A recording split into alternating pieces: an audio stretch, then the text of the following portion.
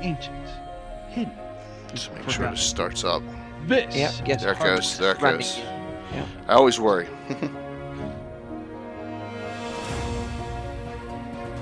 Harbor Town is an all-new series from Miniature Building Authority. Finally get to the use this leader stuff in Thursday. tabletop gaming scene. Unique, flexible, and playable. Harbor Town will take your games to a new destination. There you go. So, yeah, we're live. You can see that.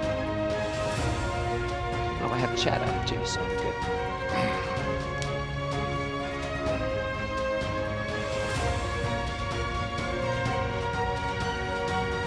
Trying to find comments. Someone sent commented on my Isisu maps, but I can't go to the.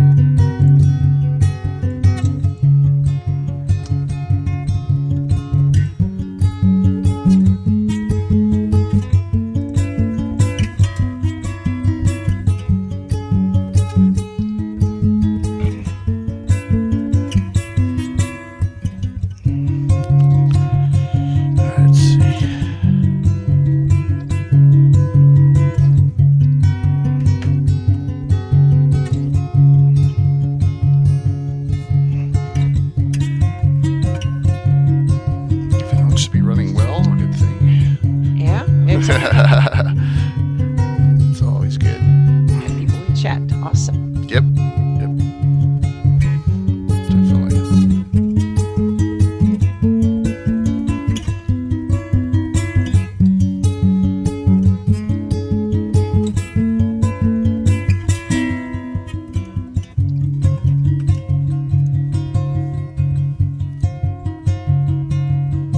There we go. Now I can leave this map up for a little bit and put up the new one here.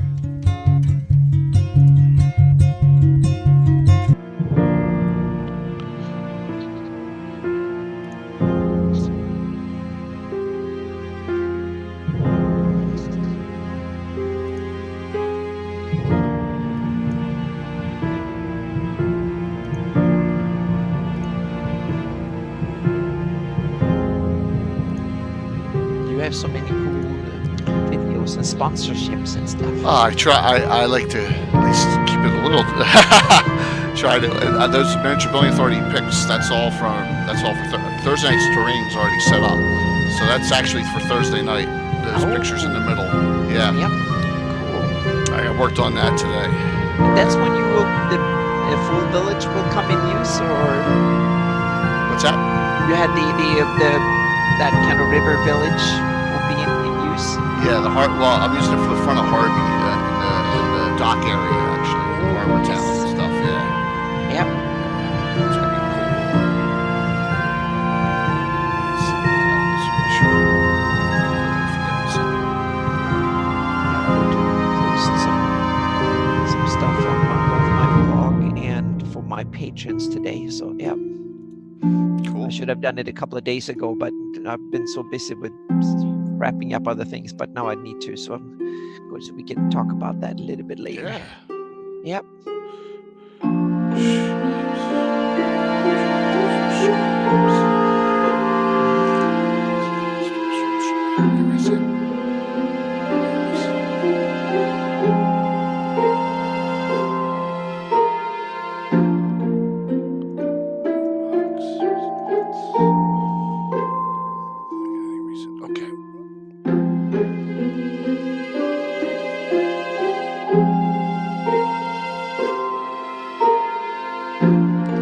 got a lot on that table.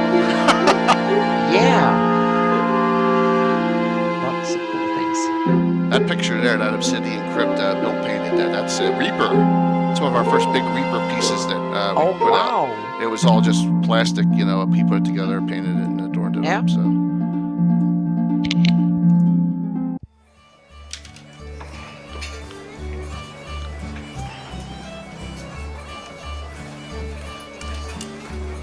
We shall be on shortly, everyone. Hello, hello.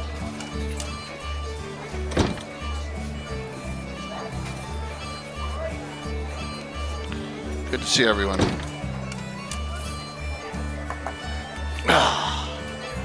I know Monday night's a little bit of a weird night, but hey, it's better than skipping a week. So, you know, we'll finish up the holiday weekend here with this. Should be cool. Yeah. Yeah, that's a tradition. Your channel, you always have the wrap up the weekend. Yeah, I like that. It's just difficult during football season, but. That's true. Yeah. Make sure that's on there.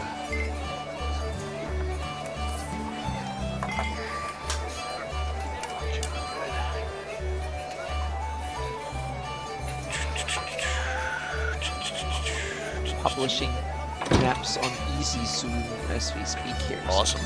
Yeah, the new revision one with Saltmarsh added to it. So yeah.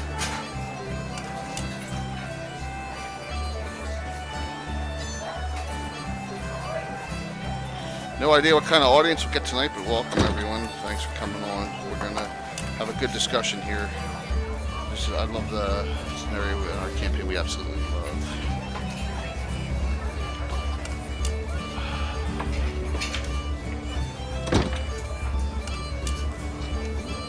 Give me a second to put an eye drop in here on both eyes, and I got my contacts in, and then we'll get started. Oh.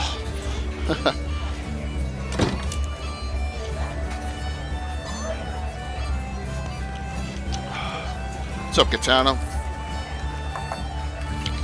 Gaetano, someone on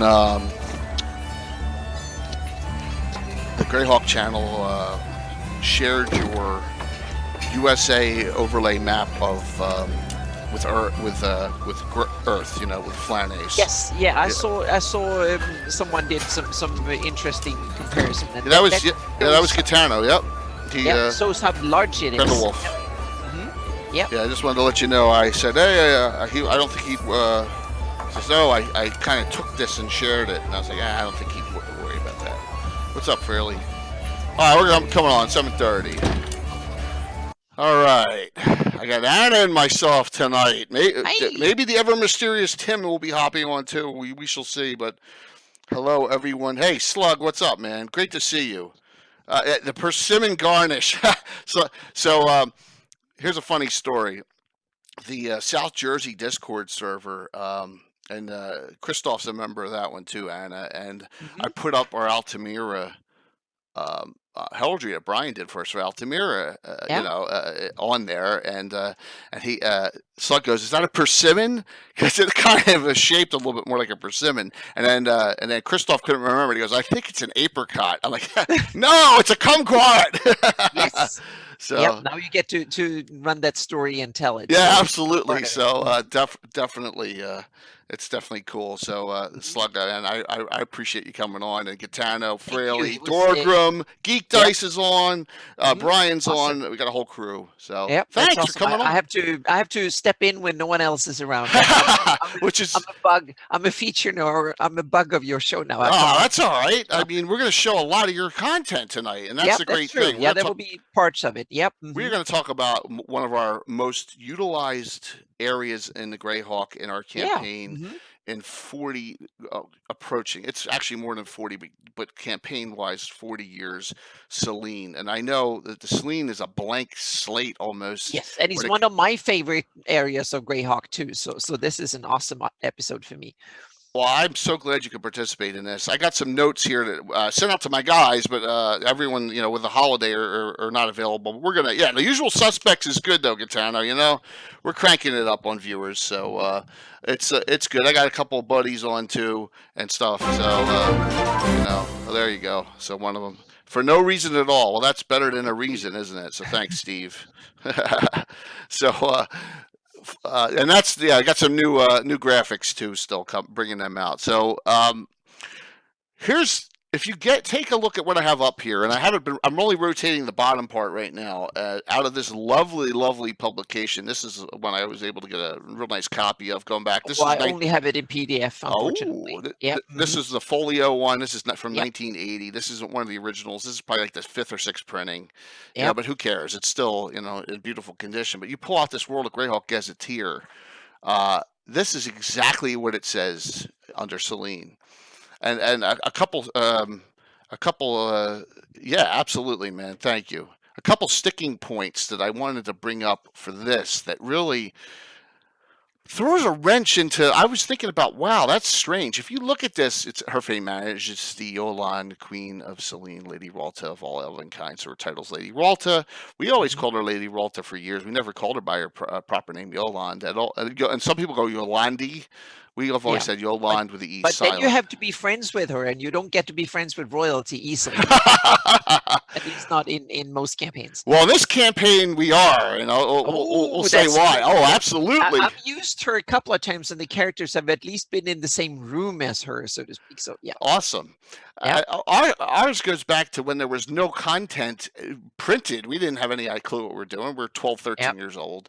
Mm-hmm. So it says the following here on capital. If you go to population, it's 20,000, and then it says, Sulwe's Iridian, but there aren't any. There are no humans here. So I don't even know why they have that. But look at this. It says includes half elves, demi-humans, gray elves. It does not say high elves. Now, at all. Now, Melf's a high elf. Yeah. And Yolande's a high elf, not a gray elf. So I think that. Oh, I always portrayed her as a gray elf. I think she's gray elf. I think, and we'll talk about why we do that. But I know Mel's a high elf, and so it's kind of strange. It's kind of weird that way. So yeah, and because once again, you go back in time, and there's not much data about this area. So it says a small land west of the Wild Coast. I won't read this for you, but the cool thing about this is that it says do not welcome strangers with cause, and we do that too, but we're not the isolationists like they did in From the Ashes.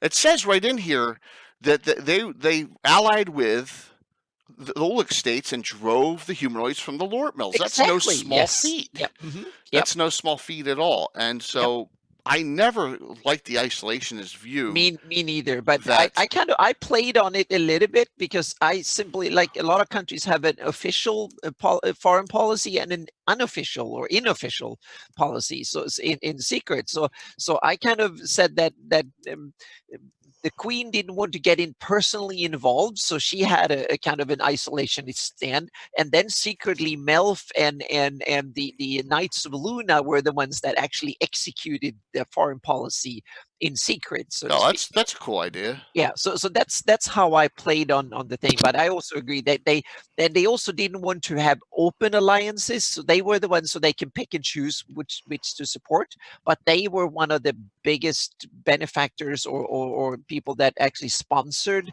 good lined operations against IUs on the Pomarsh and stuff like that. But they didn't go out and brag about it in public. They did it under the hood, so to speak, under the table in secret. And it's it leads to a lot of interesting things. And Lenders brings up inspired from Tolkien's. You got to remember there are Sylvan elves, and there are Sylvan elves in Greyhawk as well that act more like the Legolas style elf in Lord of the Rings.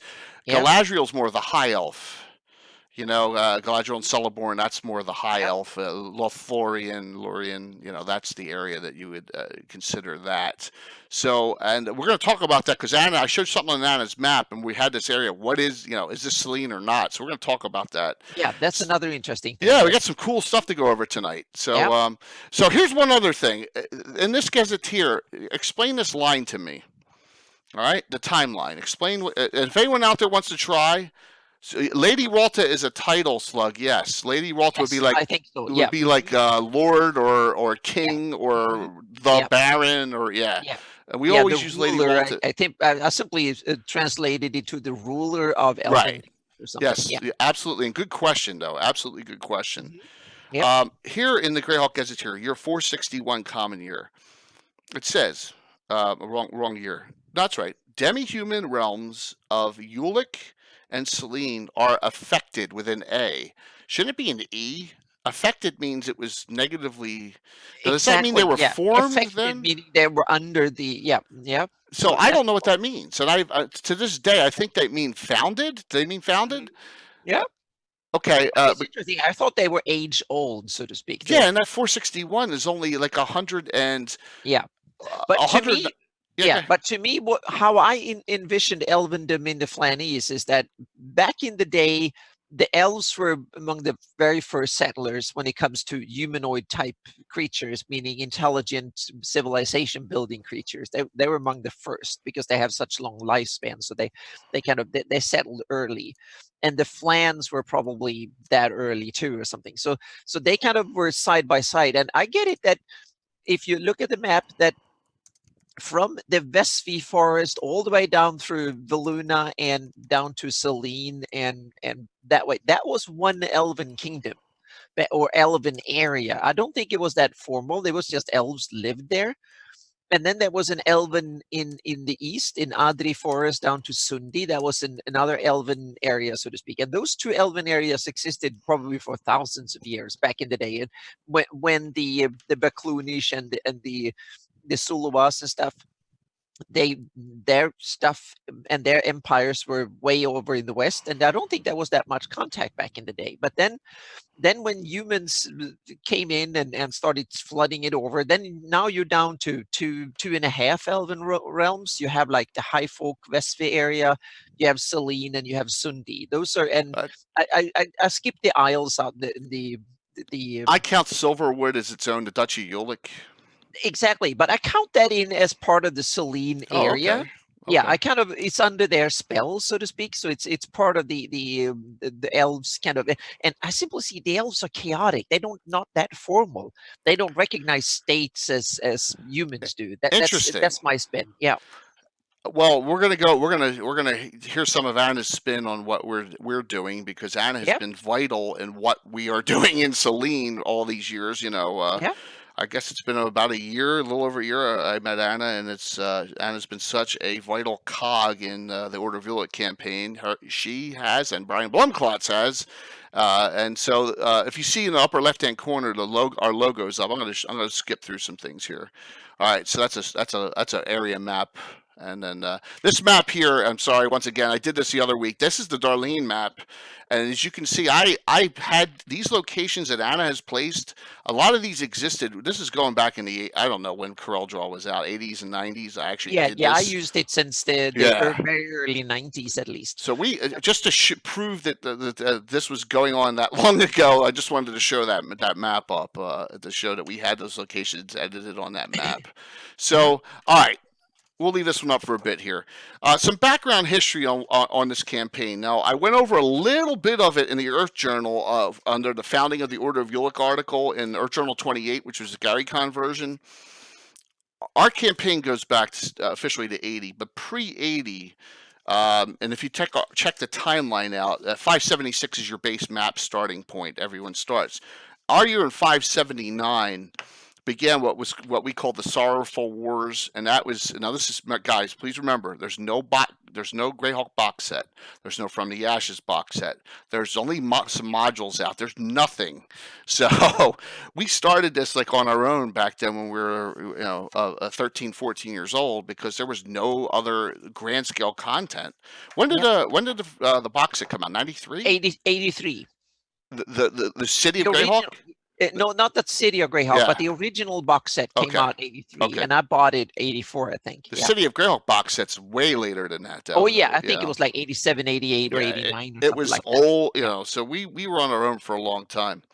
579, the Sorrowful Wars started between the Keelan and the Sea Princes, and in 580, the humanoid forces of the Pomars attacked Celene through the Sus Forest. Now, pre-Order of Ulick, which Order of Ulick's founding was in 582, Celene was losing badly in our game. I was a good writer back then. I'm just kidding. And they made a general call out before all hope was lost. This is year 582. This is still pre-Order of Ulick, right before the founding. And all the adventurers came to the aid of Celene, and we called it because it's another comment in here which doesn't get no one says anything about it. Age of Great Sorrow commences. It's right in the timeline. Yeah. And it doesn't say what that means. It says in 213 and big bold letters. It's here. Yeah, Age of Sorrow. That was. Hang on a second. I'll come back to that because I can probably find. I have some notes on stuff like that. So we called it the Sorrowful Wars because of that line in the book, and then this was the Battle of Sorrowful Death in 582, where thousands of. I think it was one of the original old kings of something in Great Kingdom or something that died. Or something like that. So then the Great Kingdom started fragmenting. Exactly, it was something like that when. Hey, Skagith, yes, I have every notebook, every single. I don't throw anything out. Yeah, I'm a pack rat when it comes to that stuff. So yeah, you're absolutely correct. I kept everything. So yep, and I'm very glad that I did all the notes and all the data, and have converted a lot of it over to what we call digital now. So during the Battle of Sorrowful Death, a lot of the founders of the Order of Ulick, which is going to be happening next year, and there's like about 20 characters, I'd say 20 and 25 characters, came, saved Celene, but Celene lost thousands of Grey Elves, and we had to explain something, and this is what I'm trying to get, the point I'm trying to get at.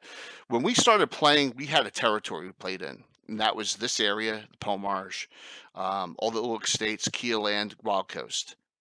That was it, because there was no Greyhawk content written up for Greyhawk City. It was just a city. Yes, Grand Hoarder. You should see my old house. Grand Hoarder. Yes, that is great. Yeah. Not the new basement, but the old one. Man, there was crap everywhere. So out of the first 25 members of the Order of Ulick, 13 are humans, 2 are high elves, and they're both NPCs. 10 are half elves. Which is kind of hard to explain. I mean, it was the era of first edition playing triple class characters. So you had that. That's why we had a lot, but most of them were from Celene. So we had to figure out like what was going on, and because if it's an elven kingdom that's kind of remote and doesn't allow a lot of, why were all these half elves coming out of there? So kind of. I don't know if you want to call it past warring or whatever. Some of the estates, some of the noble houses, some of the elves took on male partners, and there was a lot of half elves, and that's kind of, I don't know if it was a foreshadowing of things to happen in our campaign, but that's kind of the way we explained it. So out of the first 25 members of the Order of Ulick, I think we're up to 212 now. 40% of them are half elves, which was kind of strange. And like I said, Celene, Keeland, and Wild Coast was the majority of characters that began in those locations. So there you go, Slug, your persimmon's up. So at that point, Celene, when the Order of Ulick was founded in 583, and like I said, I go over a lot of this in that article in their journal. Celene became a huge ally of the Order of Ulick. That's how in our campaign it went. So you got this wonderful symbol right here. But Celene does have its own knighthood, and it's not the Knights of Luna, and we'll talk about that in a little bit as well. Early on, there was a lot of joint cooperative things going on between Order of Ulick and a lot of the higher ups in Celene, like the warring was continuing through the Sus, and I had some of the bad guys, you could say, that always were plaguing Celene. You had the humanoids of the Pomarge and Sus Forest always. Our arch nemesis, the Dark Brotherhood, which led by Makarash, the Elf Mauler. Whew, we were very, very, yeah, very, I have very. some detail on Age of Sorrows when you want that. Oh, good, yeah, absolutely. Let's hear it. Yeah, absolutely. Yeah, it was the I was on the right track. It was when the viceroyalty of Pharaon and it was a lot of breakups. That's when the breakups started in Great Kingdom. So when shortly after secession, the minor states that made up the viceroyalty further splintered into their own realms and blah blah. So it was when the Great Kingdom started to break up. That's the Age of Sorrow. Yeah. Awesome. So and it's an article from Cannon Fire written about the Knights of Holy Shielding. So I'm going to read this one.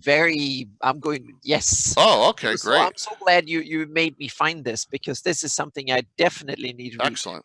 This is an excellent article. So Well, the good thing is that we used what we had available for our own purposes, and that included Yep. the the folio, and came up with some other some other baddies that have plagued Celene in our campaign. There's been cultists of Encabulus through the years, and we'll show it in the map. Shelaton was one of the locations where a lot of the elves started killing their own kind due to a plague that Encabulus had brought upon them.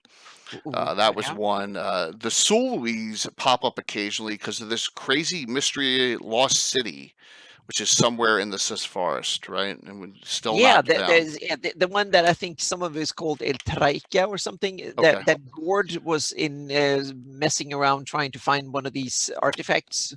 Was hidden in the lost city of the Sulwas in the Sus Forest. I think it's in some of the Gord books too. There's plenty of weird stuff going on in the Sus Forest. Absolutely, so, it's a really nasty place. It's kind of like it's not like Mirkwood. It's more like the old forest type. Yeah, I always use it for dark fae things that kind of in there. You have the Celene. I always see it as kind of fae realm. There's cool little fae creatures, and then the Sus Forest is kind of the dark side of things. So the dark fae things hang out there. So I kind of that's how I kind of interpreted it. Excellent. Yeah, that makes total sense. Let's see. Banditry on the other side of the Jewel River from the Welkwood and the Gnarly Forest. You get a lot of human banditry. That can be a problem occasionally, but not on a greater extent. And most recently, what I've been doing in the campaign, the Cultists of Erythnol. We just finally finished the Hidden Temple of Erythnol, and I know you placed that on your map. But they had captured a lot of elves. In fact, in the last episode, they slaughtered an elven female and wrote "Welcome Home, Boys in Blood," kind of like Joe's in the High Plains Drifter. So they're a problem running through the Sust presently, and now we have that location that you mapped in. So, but mostly it's humanoids and the Dark Brotherhood in our campaign were the two that were the biggest. And let's see here. So many children. That's Katana was on. That was that crazy or what? So Alan, a quick going offshoot here. The kids were all, there were kids and they're all programmed, to be like just an annoyance to, because they're brainwashed. And I was just shocked. There was 5 of them, and they're all like, "Yeah, you're gonna die." And Alan Sylphanel Fighter just went in and slaughtered them. They were helpless. I was like, "Oh my god!" I've had atrocities in my games too. Oh, so I mean, that is to the point where you're like, "I don't care anymore." So, by the way, Gitano, he's going. Yeah, almost. He's going chaotic good with neutral. He's CGN now. He's close to being true full chaotic neutral. I've slipped his alignment a bit on that one. That one was a little bit over the top, I'd say. On that, like I said, guys, please feel free to ask questions at all about Celene. So,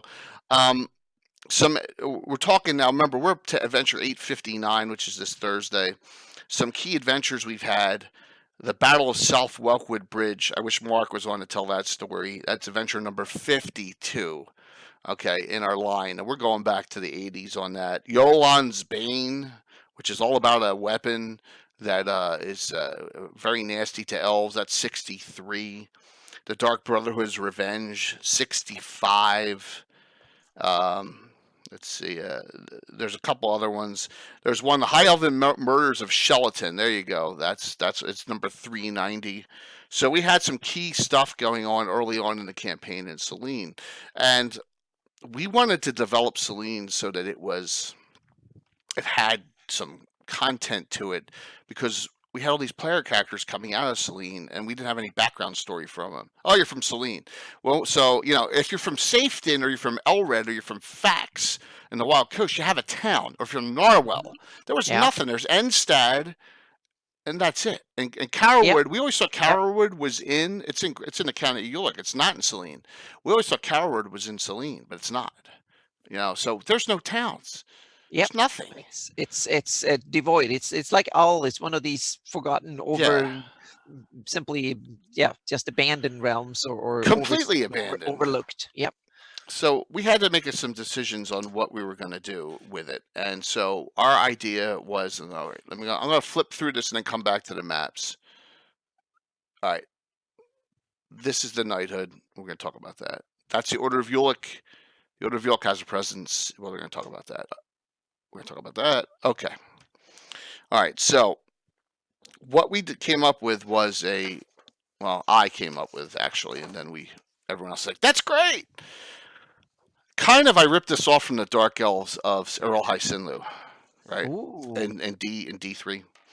I was like, they have 8 houses that fight, but this was nowhere near as like violent politically, but there's a lot of political intrigue. So there's 10 noble houses of Celene, all with names that are completely fictitious and they're not canon anywhere. They're all made up by just out of my crazy head.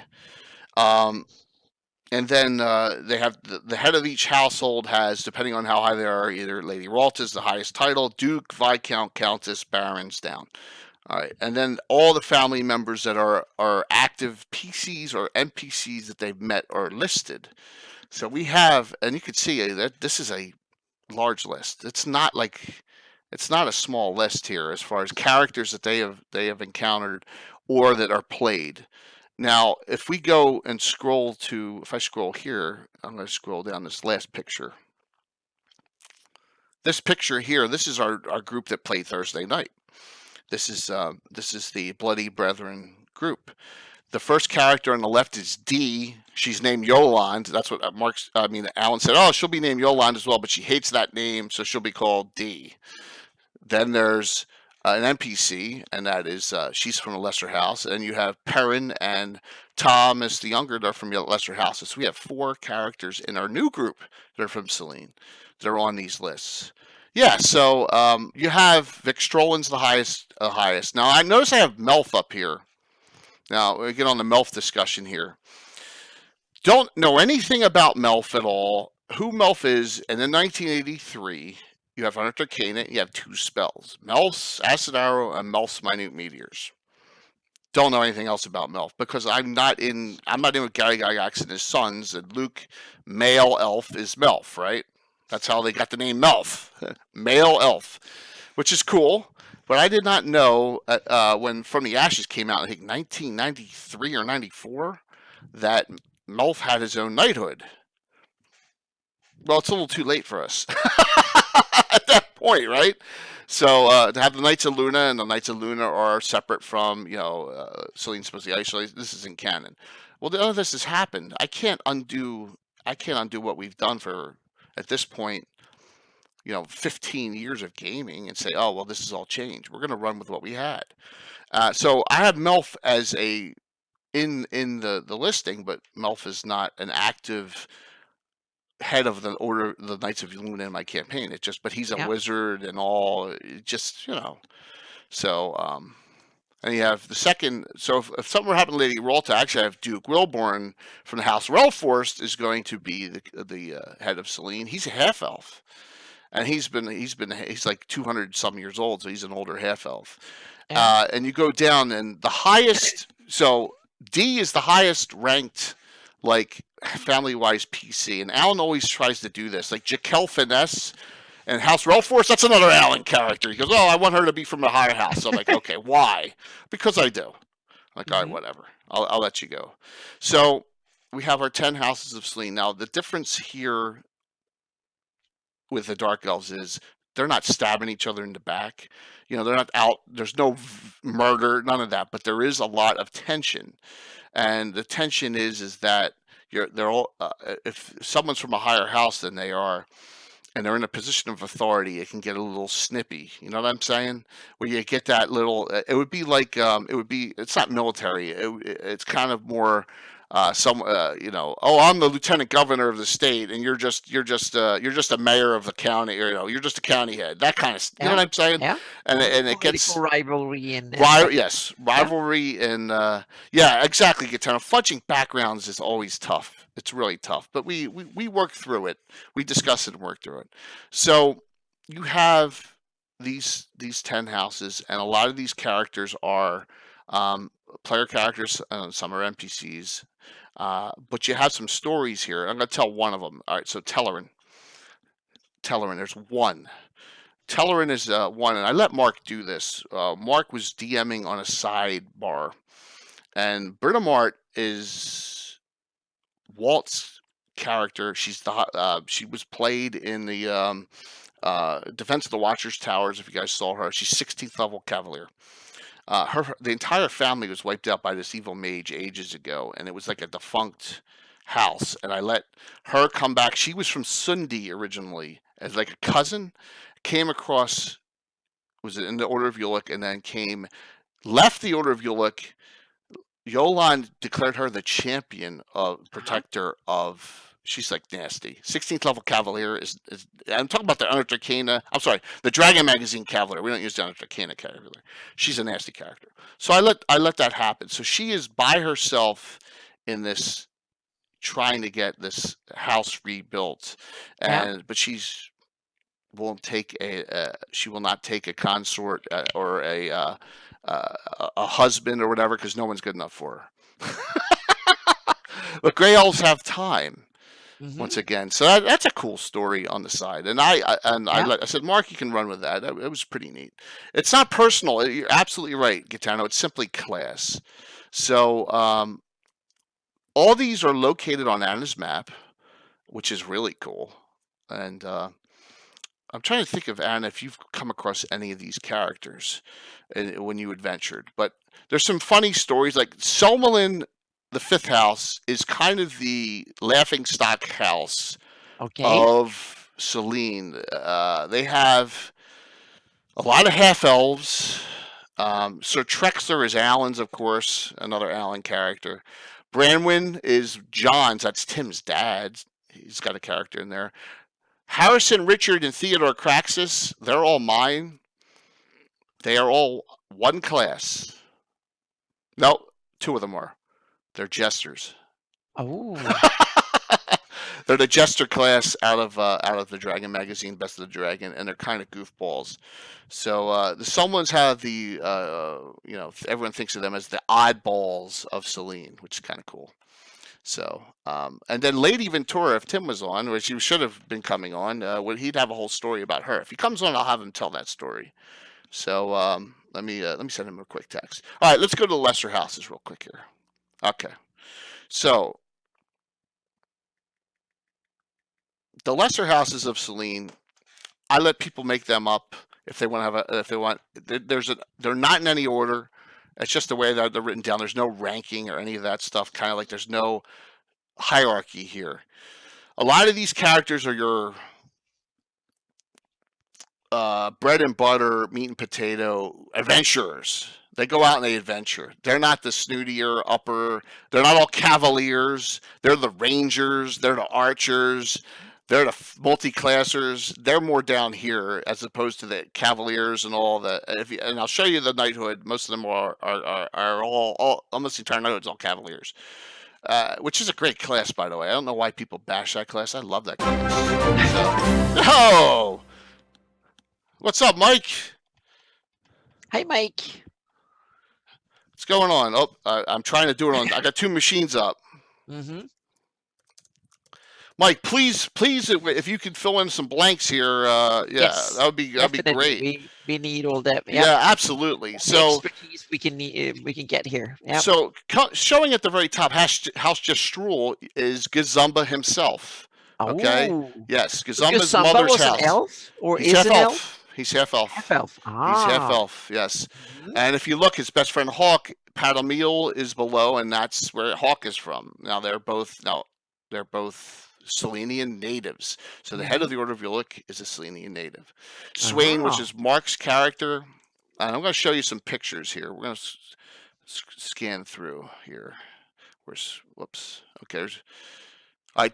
This picture here to the left. There's Yolande, Duke Wilborn, Elaine Winchester, and her daughter Erin Winchester.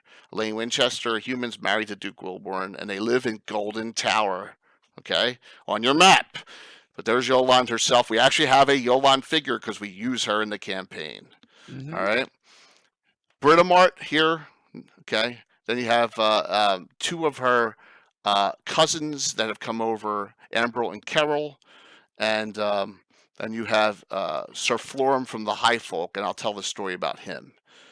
He's actually from the Valley of the High Folk. Whoops, I forwarded the wrong thing. All right. Let's just keep on forwarding stuff here.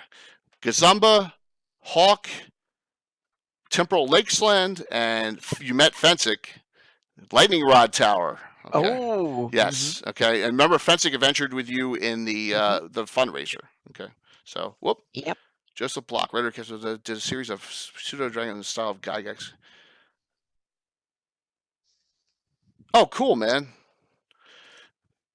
Gitano, you are free to link them, please, in chat. If you find some of them, you can please link them. That'd be awesome. This is Swain, who's dead currently. That's Mark's character, and his three children. All Mark, him, is the Lesser House, and Celene as well. Alicia, who's a Knight of Ulick. The second most hated character in the campaign, Gilthanus. He's a true character neutral idiot, and Emberalta Markham. So they're the three, and that's, so we got a lot of family history here. Yeah. Let me just. That makes your campaign deeper than. Absolutely, I hope so. Here, Harrison Craxus. Richard Craxus, Theodore Craxus, and then Mira, Lady Mira, who's one of Walt's other characters from another house. So yes, so they're all two jesters right in the middle. Yeah, absolutely. And then we showed that group. So we got a lot of richness going on with player characters, which is cool. Yeah. And I think that the one thing I like about this is that list continues to grow because elves live forever. So it's kind of a neat thing. I want to go back to your maps now and just talk about locations here real quick. Yeah. All right, here we go. All right, so please, guys, like I said, thank Anna for her great work here. 95% of the stuff you're going to see wasn't there on the Celene map beforehand. Yeah, exactly. We did almost a year ago. We worked over the map and added a bunch of stuff in one of your earlier shows. So yes, absolutely, and I really am appreciative of it. This area got the most. This and the Principality of Ulick got the most changes. Yep. And so you see to the northwest of Enstad is the Vixtroll in the state that every house. One of the requirements to have a house in Celene, and like I said, you can't just become a noble house. There's 10 of them. Now the question is, how did this happen? Who knows? Celene, Elven law going back. So we don't know. You have to have a stronghold in order to be recognized as a house. Right, exactly. You have to have a full estate in Celene, and that's how we did it. And so there's lesser houses with estates, but they're not. We did the differentiation between the Grey Elves run Celene because that's what it said in the book. It didn't say high elves, so there's high elves in Celene, but they're mostly from lesser houses. So you have the Vixtrollen estate to the northwest, and you have all these estates to the east. Tellerin, see there above the D in Kingdom, that's Britomart's estate, and she's basically there with just her servants. And, hey, great, you're by yourself. It's kind of a lonely place. If you go very up north, Gestrul and Palamil are on the border of the Crown Hills. That's Gazumba's house and Hawk's house that they both hail from, right up there. And I put them up there because of their interactions in the Temple of Elemental Evil and Nulb. I figured that would be a good place to put them up there. And this Talalhi's estate, that's not mine. That was that had to be from Living Greyhawk. That was one of the ones we did not edit the map. So that one made lost sound. Wait a minute, we lost sound. Yeah. Did we lose sound? I don't know. I can hear you, but I go through Zoom, so I can't. Can you hear me still? I can hear you. Yeah. Okay. All right. Some people can. All right. Thank you. Oh, good. Yeah. All right. Whew. Okay. Just Please tell me again if that happens. Thanks. No problem. Yep. Guys, ask questions too, please. Please feel free. You got to remember, this is my version of what happened. You may have something different, which is cool, but we can all share stuff. And I'm just, I like to share our content just to know what you can do in Greyhawk. Greyhawk's an empty canvas for the most part. And Mike will tell you that just because of what he did in all. It's an empty canvas for almost everywhere. For you to develop whatever you want to do in your campaign on your own. And that's what's so cool about it. That's why I love Greyhawk. And you can I'm working on the Tilahi's estate, where it comes from, and it's in Jason Savoda's index. So beautiful. Yep. Beautiful. Hopefully I can get some stuff in Jason's index as well. We have a town we have placed on this map, East Vesper. Now, East Vesper was a vital cog, and if you can see, also, Anna added a bridge across the Jewel.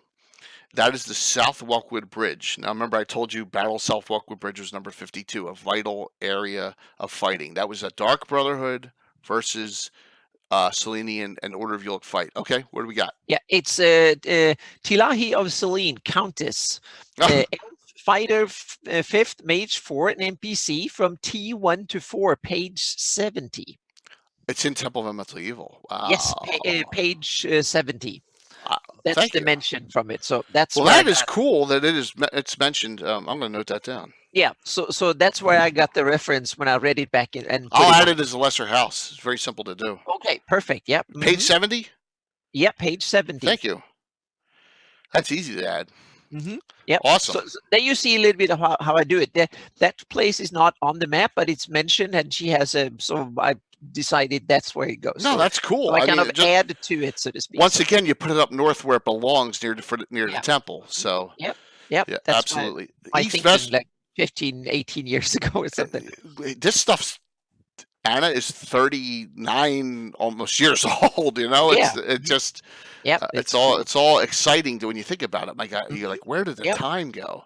Yeah. East Vesper is cool because it's kind of it's not a border town, but it is a town where trading goes on when they come across the South Welkwood Bridge and they head into the Welkwood. Like you have Ostwerk up there is mentioned. That's the border town to that is part of the Viscounty of Bourbonc, but it's on the border of Celene, and it's written in various.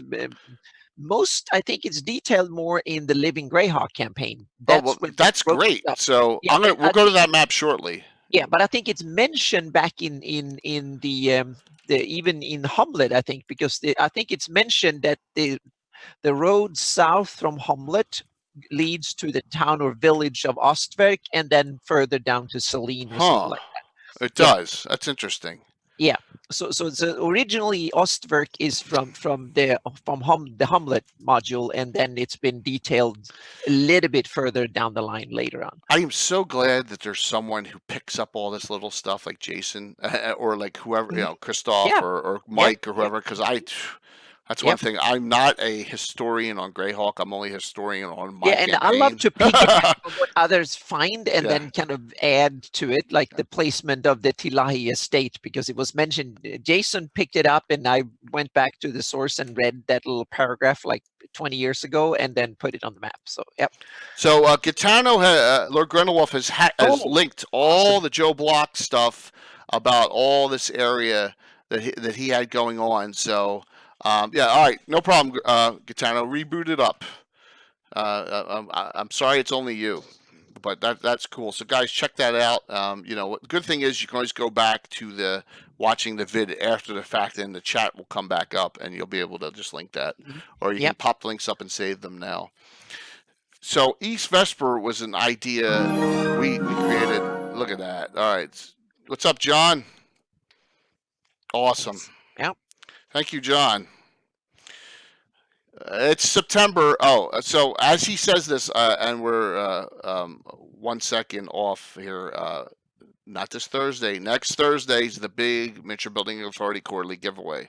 $75 gift certificate for subs, $25 for followers. So what's up, John? So that just remember it's accrued points. Keep your things active, and hopefully someone cool wins that. John won one of the cases last month along with Mike Wilson. So congrats, but hey, you could win again, definitely. East Vesper is the home of Mark's character Temporal Lakesland. And she holds, and if we talked about this in a much previous episode, we may go back to this one day. The way that, and she's the third character there, the female. She's the one that always says she's in love with Gazumba. Remember, Gazumba is a widower. Gazumba's wife was, now he's from a lesser house. Here's a sad story. He marries into an upper house. And it's right on the list here. He marries into Thronedale. He marries her, Celene. And I was NPCing her.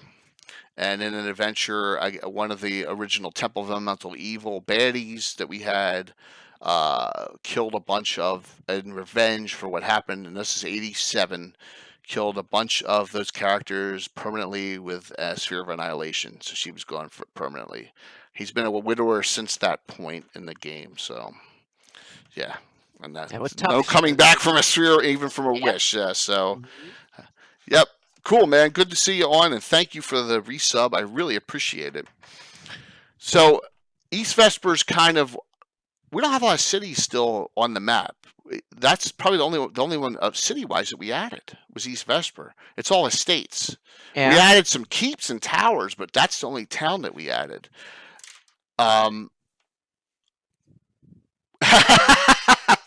Will, here's the thing. Temporal's in love, has always been trying, but he's dedicated to job. Kazumba is a job guy, he's like dedicated to it. And he had one other relationship with Walt's crazy elf, Lena, and she's a nut job. So he's kind of like, I don't need this. Because if you guys know, Walt females, we talked about this Thursday night, Walt female characters are crazy. Because Walt male characters are crazy. Walt characters are crazy, period. All of them. So, yeah, absolutely. So we may add a couple towns in certain places. It's a good idea, but that's the only town we've added in the entire area of Celene. It has got a cool amphitheater that in her spare time Temporal runs. I have the map for it.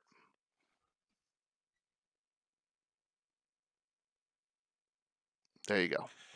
So it has this great outdoor amphitheater, and there's a lot of bards come here, and traveling troops come here to actually entertain in East Vesper. It's kind of like the hip air. It's the hip part of Celene. This is like, what would be a city? And it's like Cleveland is, right? Cleveland's kind of like that now with the Rock and Roll Hall of Fame and stuff. It's kind of, that's what East Vesper is. Okay. It's kind of that area where there's a lot of art stuff going on. Yeah, I always assumed that the elves are chaotic and they're kind of artsy and they have all the time to pursue talent. So I always thought that some of the coolest, like bards and storytellers and other painters and other artists, Celene is full of stuff like that. Should be. Oh, definitely, absolutely. Yep. But here's the 1E 2E limits bards to humans. No, humans and half elves. That's it.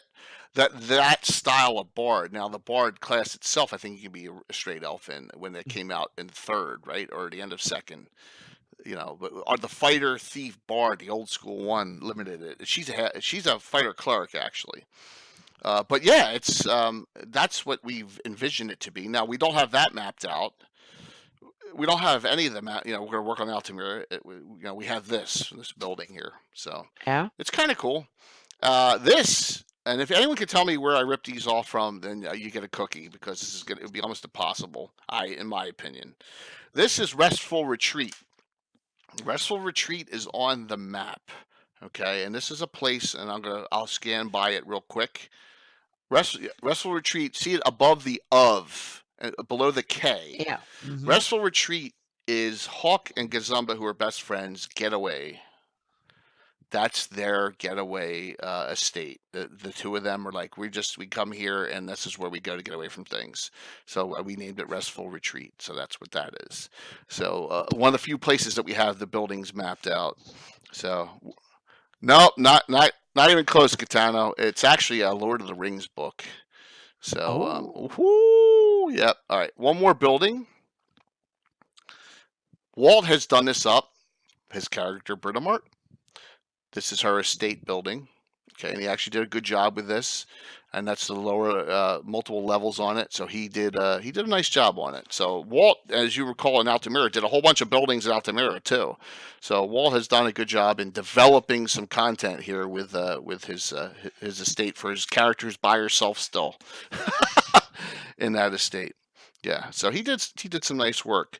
So still, you're probably asking this question, or maybe you're not. How? Explain to me the Order of Ulick connection to Celene. Yeah. Well, you have all the half-elves that came out of this area adventuring, and you had them all from Celene, so they felt an affinity to protecting it. So they're protecting the Pomarge area from the Principality, and they're protecting the county and the duchy. But they said, we got to protect Celene. So when these wars came on, that's when they said, Celene is called for help. That's the first time they really reached out, was in that Battle of Sorrowful Death occurred. So we had all these characters go up there. And that is pre-campaign logging. That's pre-1980. So we're talking 79 this happened. That's how old we're talking about. This is before I started logging adventures. And if I had logged adventures from which I started, I think we'd be probably about 950. I think there's probably 100 adventures that we didn't even count. Because we're adventuring. You know how it is when you're young. You game in 24/7, you know? I have tons of adventures I never logged, and then just faint memories. Absolutely. Vague memory of what happened. Yep. Like we ran Tomoakan, we ran Tumahars, Ghost Tower. I remember this once, but all those old adventures we ran, none of them are logged in because it wasn't when the campaign started. Yeah. So the Order of Ulick has a special place for dignitaries. It's called an honorary status. I'm going to go to this. We're going to get to those maps right after this and discuss that. So not that. There. Honorary status, where you can't become a member of the knighthood for certain reasons, because you are a member of another knighthood, right? Or you're the ruler of a kingdom. So there are currently only 4 honorary knights in the entire Order of Ulick. 3 of them are from Celene. One of them used to be an Order of Ulick member, then left, and that's Walt's character, Britomart. So Yolande herself is a member of the Order of Ulick. Okay, she's honorary. Duke Wilborn's member of Order of Ulick, honorary, and also the gentleman who I talked about, Sir Florim from High Folk, and he's a knight of the High Forest. So he's the third one that was, not originally an Order of Ulick member. So they have a relationship up in the Vespy area with the Knights of the High Forest, who they work with up there. So, and he's like one of the commanders of the Knights of the High Forest, which there's no details on them at all, except a little bit from the ashes of Serenolol and Charnel, and that's it. It doesn't really talk about the Knights of the High Forest either. There's a lot of content, guys. Yeah, half-elves bring outside problems into Celene. Why do you say that, Mike? That's a good point. Maybe from the ashes isolationist view, correct? That may be. So I see it like it never made sense. It just didn't make sense in our campaign for them to be true isolationists because of all the help they got from the outside. But you're right about humans. Humans are troublemakers. Yeah, they are. Humans are major troublemakers in Elven Ice, I think. Absolutely. So let's go back to Anna's maps here. I want to talk about something. Mike, I want you to participate in this one especially. All right. Anna and I were talking about this before we started. All right. This is central. I'll go by this real quick. You got the Wainwright estate. That's another noble. You have the Lillian estate, another noble. Okay. Trisum and Myth are probably from Living Greyhawk. You got the Pendrell estate. That's a lesser. You got High Mound Tower. That's actually not in Celene, but it's right on the border, and that's the highest level mage in our campaign, Bill Laufland, who's there's like 22nd level half elf. He's a Selenian. And then this map. This is the map we want to talk about. Okay. So, this map connects the gnarly forest up through to Celene border-wise. Now, here's the question I brought to Anna. Clan El Narethel, all the clans, Filafel, Shellet, Clan McLaren, all those. I think they're Sylvan Elf clans, not Gray or High Elf, and I think that they're separate from Celene. What say everyone in the audience? That's just my opinion. Maybe I'm wrong. Yeah. But I think that the gnarly is separate from Celene.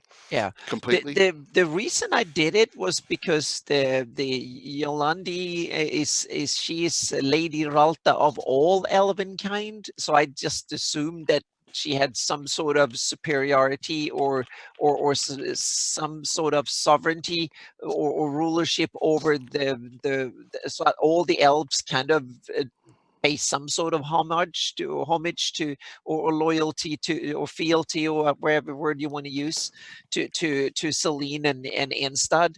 So that's why I put them inside. But in my campaign, they always recognize that they're chaotic, so they have very little formal alliances and stuff. But it's more kind of it's a bit like the Catholic.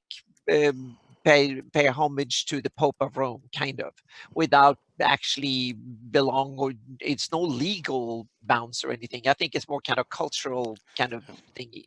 That kind of that's my only thinking behind it. Okay. And it really can be left. I mean, it's no harm with the way it's set up. But if someone wants to organize it differently, I can totally get that you might want to simply say that the wood elves or the sylvan elves might want to have their own domains, then run them separately from the high elves and the gray elves, and then you have the high and the gray elves. And the way I haven't dealt with it in rules mechanics, but the way I see it is that elves are born sylvan or high, so to speak, but then the gray elves is something you mature into. It's not something you're born to be. It's something that if you have wizardly talents and you study and you emphasize them, and then you become a gray elf. Interesting, because I have it as a separate race.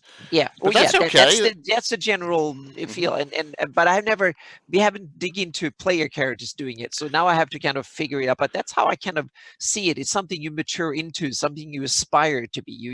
You emphasize your wisdom, your intelligence and stuff, and you become more kind of a creature of wizardry and stuff like that, rather than some sort of esoteric kind of creature that way. I saw them, and I also saw that as a little bit behind the isolationism. That's why Yolandi is more kind of the multiverse things rather than politics around Celene, and then Melf was kind of the one that took care of the day-to-day business kind of thing. And once again, you have a view, you have a source view of the elves, because that's what you have them from the ashes. Exactly. I took it. Exactly. It evolved over time when the from the ashes, and it's mentioned.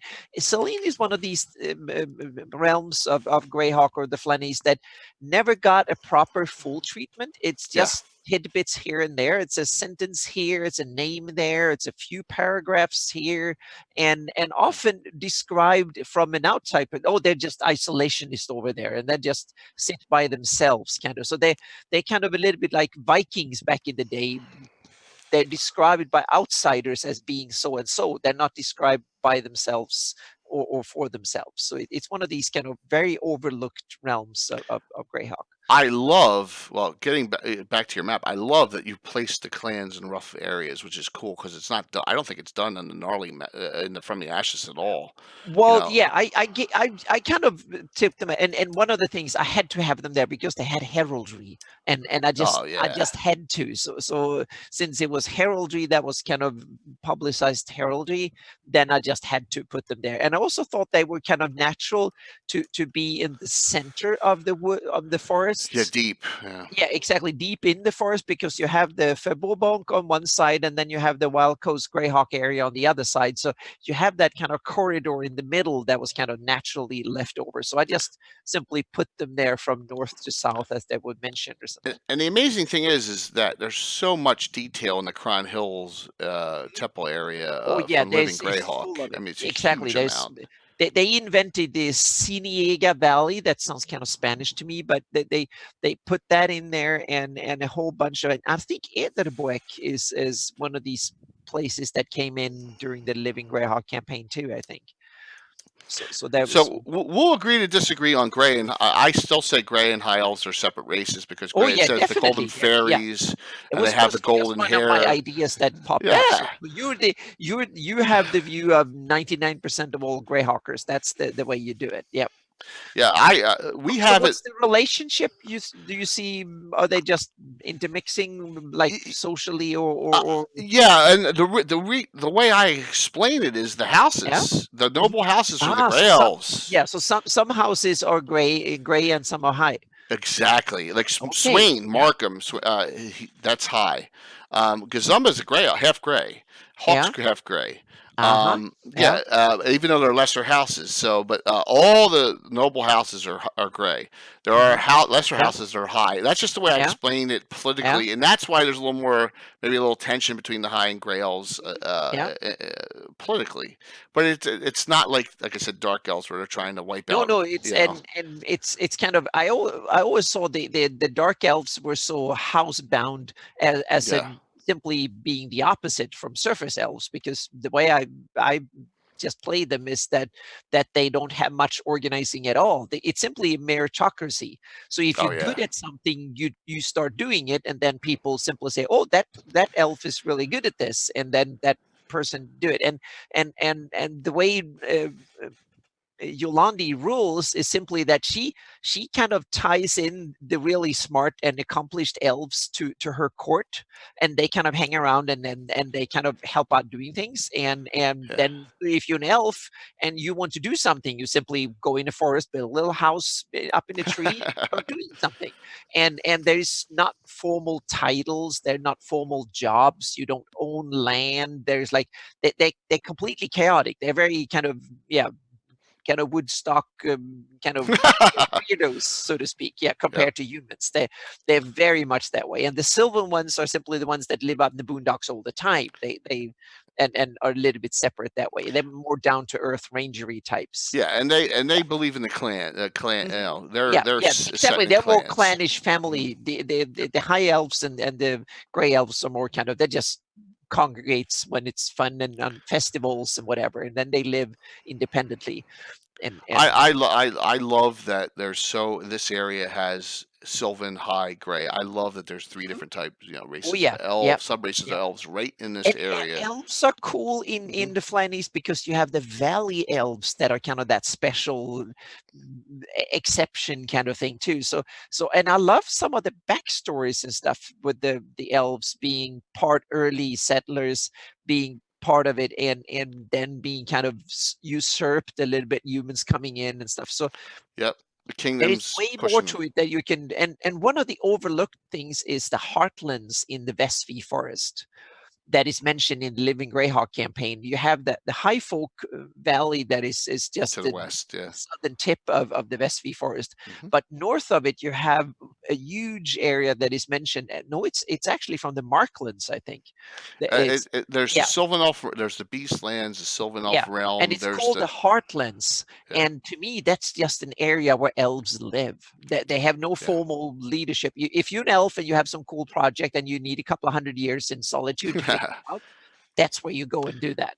Well, there And is a Grey yeah, Elf land, the land of the timeless tree in oh Vespi. They're yeah, more mystics exactly. And then you have in that another area. thing that came about in the Living Greyhawk campaign is Kershane or Kersane, or however you say it, that is part in the Living Greyhawk campaign. They're part of Parentland. But Oh, in my okay. campaign, they're their own separate territory. So Oh, you cool. have an elven territory from Kershani through the Heartlands, and then the High Folk, and then they have an ancient treaty with Veluna have free passage, and they have a mutual kind of defense agreement, so to speak, with the good priest of Ra, of Veluna and Mitrik, so they can go from Celene all the way up.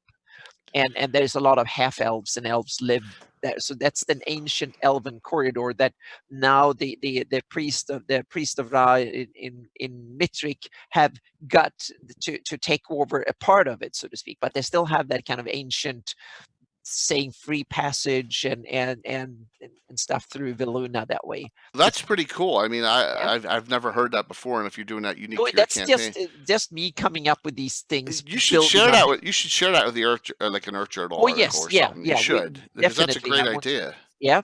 So I kind of took that as part of it. So they have certain roads and stuff. So the Great Western Road up and down, the elves have traditionally, it's free passage. They pay no tolls, and they're part of defending it and stuff. That's part of the secret or secret or not so secret defense agreement with Veluna, the Archclerisy, and the elves. Excellent. And also that Queen Yolandi, she's ruler of all elvendom. Yeah, not just Celene in mind. She's the high of all. So they all pay homage to her, or some sort of, they come and well, that makes more sense as to why you have it the way you have it then. On the gnarly side, that's cool. Yeah. I never thought of it that way, on that grand of a scale, with like, because even if you look at Lord of the Rings, Galadriel was not the ruler of the Sylvan elves that where exactly. Legos Exactly. They say from Mirkwood, or the Woodland realm, and that was its own separate. So but there might be other elven realms in other parts of Earth. Well, that's true. That's true. I haven't detailed it yet, but I'm not sure if I want it to be. But there's definitely, well, the Axewood, the Silverwood have elves. I think the Dim Forest has. And then you have the Spindrift Isles, and then Lindor Isles being taken over if you go by the Living Greyhawk. Yeah, you don't want to do that to Leonard Kafka. No, exactly. That's why I'm always saying that. Yeah, now and I have some emails I need to respond to, and he sent some stuff today too. Yep, I saw that, which is pretty cool. Yep. So getting the southern map here. It's cool. It's good to talk about other stuff. It's good to see other perspectives and say, hey, I can do this. And like Katano's talking about stuff he does in his campaign, where he actually has dark elves into dark, black, and shadow, which is from the really Underdark. Cool. So philosophically, historically, and religiously, they have a unique perspective as high nigh immortal beings. That's cool. So he's got a lot of variety of elves in his campaign, way more than we have, which is awesome. That someone else has done something and developed like the elven culture and developed it. The southern area of this map, the tip of Celene coming south, you see Altamira, which, thank you, Anna, is on your map now. Notice there's no logo on this one because this is my map still. Yeah, this is the old version. We need to make a new version. We'll have to do that next spring here. Yeah, it's no problem. We got now. Take a look at some key points in this. The one you see in the tip in that corner is Ranger Hold. Ranger Hold is another Allen character, and this character is actually Sylvan Elf. He's half Sylvan Elf. His name is, are you ready for the unique name? Arathorn. Oh, okay. He's a Ranger Mage. That is his hold. Well, when you're 15 years old and you read Lord of the Rings, everything is based on exactly. We had that period too. We had Boromirs everywhere and stuff. So yeah. That's funny. Mike and Grendel. Yeah, it's not me. It's not me, Katana, putting it on there. Yeah, stoned elves, high elves. Yeah, that was the best. That's the best commented. That's awesome. Yeah. So Ranger Hold is he has a little grove in Altamira. We talked about that last week, but that's where he has all his animal friends and some of his own rangers, and he patrols the border, the very tip of the southern border, with the knighthood we're about to show. Let me go over some of the other areas here. Carwood, which I always thought was in Celene when I was a kid, is in the county of Ulick. Yep. Selman Estate, you can see. High Lauren's not. That's another one that's not mine. Aya, whatever that is up there, that's not ours. But Lightning Rod Tower and Golden Tower are ours, along with High Mound Tower. Lightning Rod Tower is Skeeves' keep. Golden Tower is Elaine Winchester's. She's a human. high-level human in the Order of Ulick, but she's married to Duke Wilborn. So, and they have a one-quarter elven female, Erin, an NPC. She's dual-class fighter mage. So she's actually adventuring as a human. She has more human traits than elven traits. So that's what's going on in the southern area. So that you can see how that easily connects into what we're doing in Altamira. This is the trade route. You run through southern Celene, run down that road to Altamira, and you run south to Thunderstrike, Outpost number 1, and to the Order of Ulick Keeps down in that area. And that's how it all connects. House placed with wood in its name, not in the Elven Nation. That's a good question, Mike. We always thought, we go, there's no towns in Celene. This has to be in Celene. It's on this side of the hills. It has to be in Celene, but it's not. This might be one of these kind of things that came with the weird placement of the cities within the hex. So it may be in Celene. Yeah. So let's look up this, because we might be onto a mystery here. So hang on a second here. I need to. I always thought from day one that it was a Selenian town. Oops, yep. And we used it a lot in adventures. Yeah.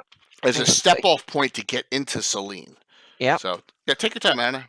Yeah, I'm just going to grab some. Good question, though. Show my horrible pink shorts here, but that's another thing.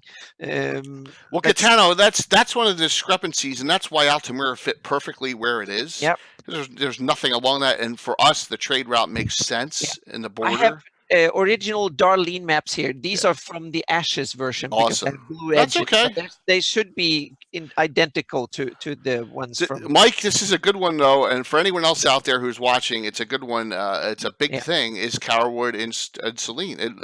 If you take the symbol here, it's clearly on the western side of the Handmaiden River, so that way, and according to most of the sources made, so the border is the Handmaiden River, so that's why I put it there. But it's kind of That's a good question. Point, Katana. Some towns may have multiple names in especially Dwarven towns.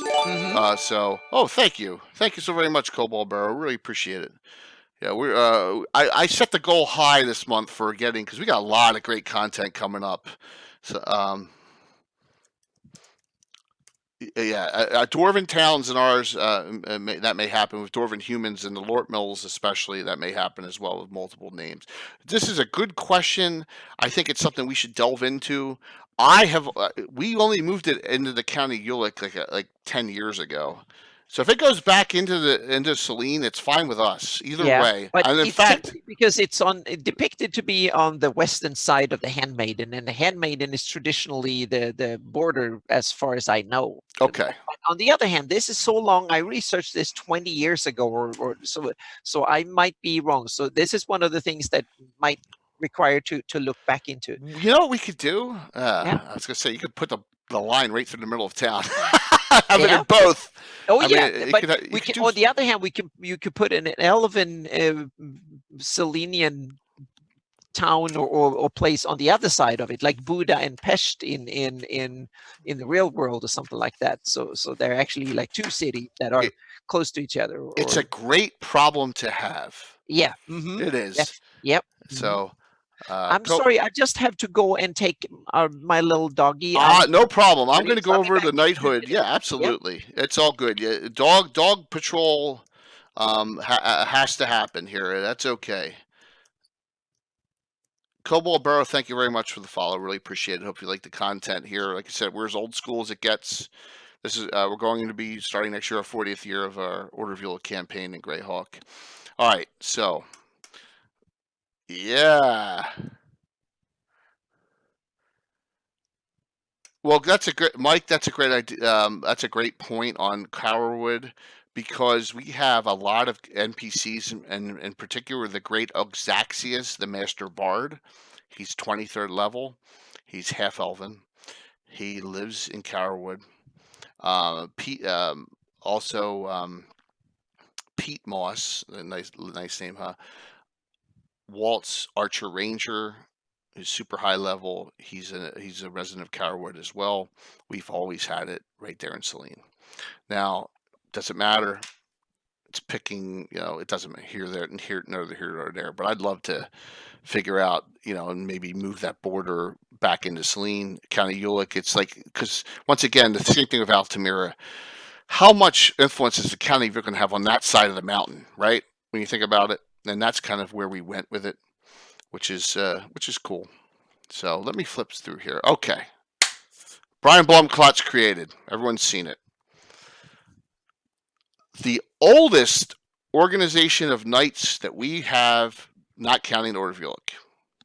This goes pre-box set Greyhawk, City Greyhawk, predates the From the Ashes of the Knights of the Luna by a decade and a half. This is the Selenian Susforest Knights Watch, another knighthood, the Selenian knighthood that I use in my campaign that's ancient. I'm not besmirching the Knights of Luna. It just didn't make sense in our campaign. Like I said, Melf exists, which is cool, but it just didn't make sense in our campaign. We already had a knighthood put up. Brian was nice enough to make this a couple months ago. It's beautiful. Love it. Take your time, Anna. All right. So let's talk about the Selenian Susforest Knights Watch. Okay. Back again. Sorry about that. Charter has it that back in the day, whenever it was founded, there's Tim. Hey, how come you're not on here? We're going to talk about Lady Ventura and all that other stuff. You're supposed to be on here, dude. So, well, that's okay. 12 members is the limit of the order, the Selenian Susforest Night Watch. Notice the classes. We were all hyped up on Cavaliers back then. 50% of them are the Cavalier, and I'm not talking about the Elven Cavalier that's in the Dragon. This is the original Cavalier that was in Dragon 72, and that went over to Unearthed Arcana, and we stuck with the Dragon 72 version.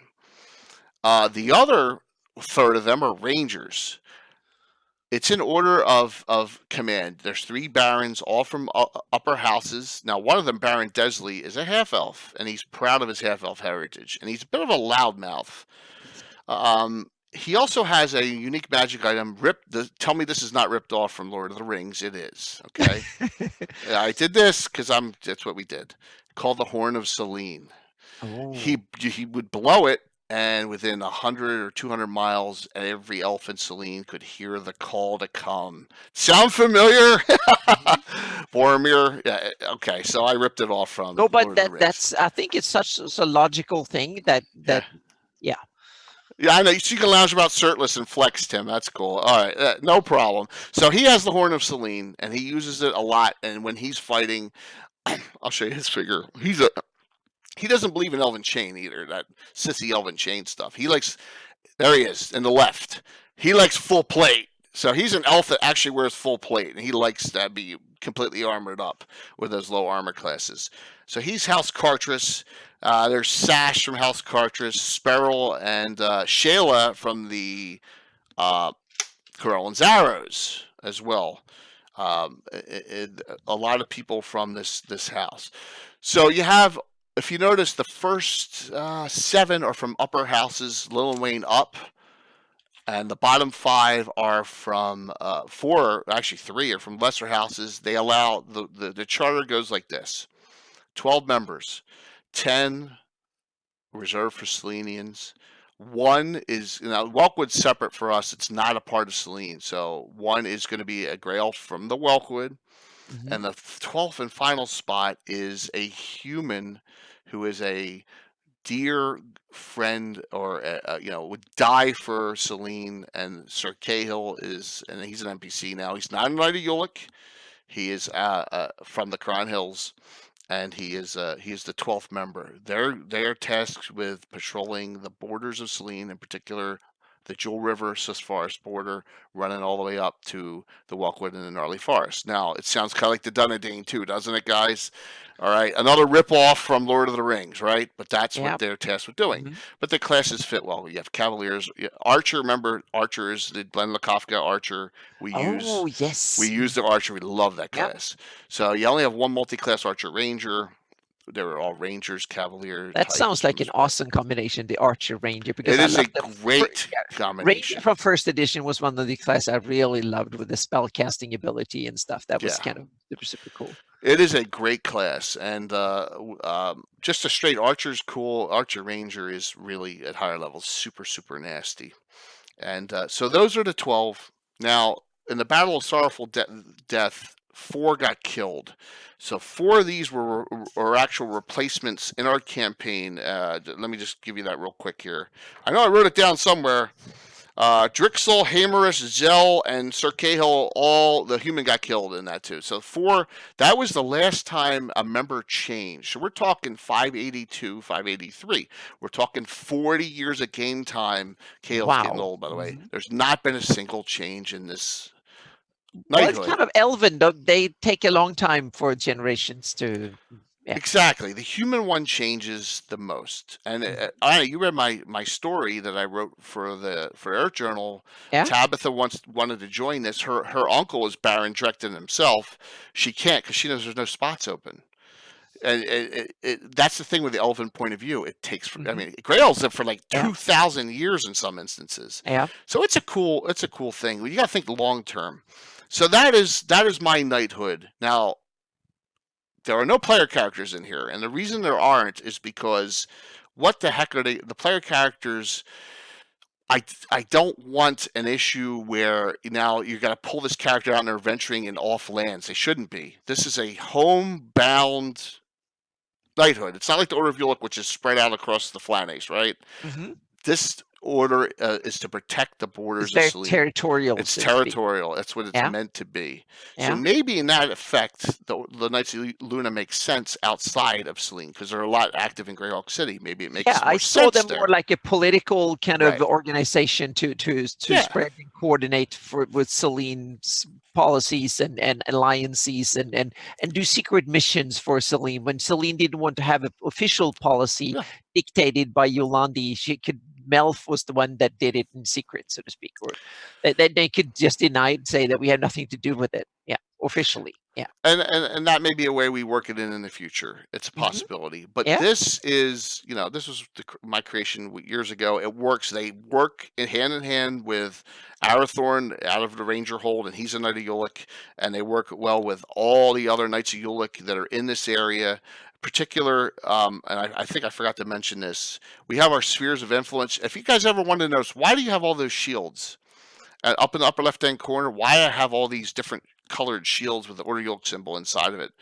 I mentioned this a couple times before. The Order of Yuluk, outside of the Pomarj fighting area in the Yuluk states, has 4 spheres of influence where they're very active, and that's where we campaign in the game, right?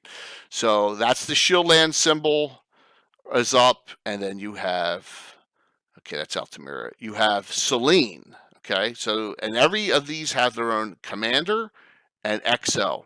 So they're different chapters of the order or something? They are all within the order, but they have their own 2 commanders, and that they run the sphere. They run the area. So if there's an adventure going on and it's a Knight of Yuluk themed adventure, they're given the commands. They may go on the adventure. Yeah. Absolutely. Cool. You have the following. And there's the Sisforce Watch, Collar Chain for the Knight of Yuluk, Greyhawk City, second area of influence.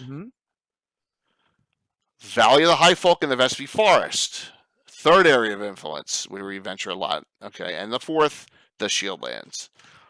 Those are the 4. So that's where that goes in. That comes in. So Mark's character, we talked about Temporal, is the commanding officer in the for the Selenian area of influence.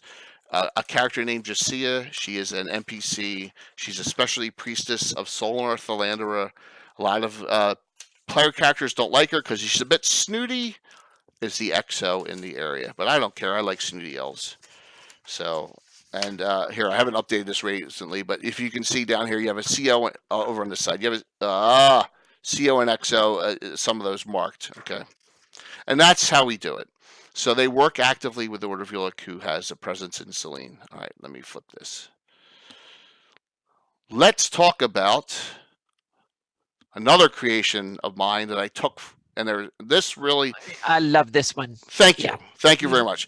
Now, Corellan's arrows is, it's so...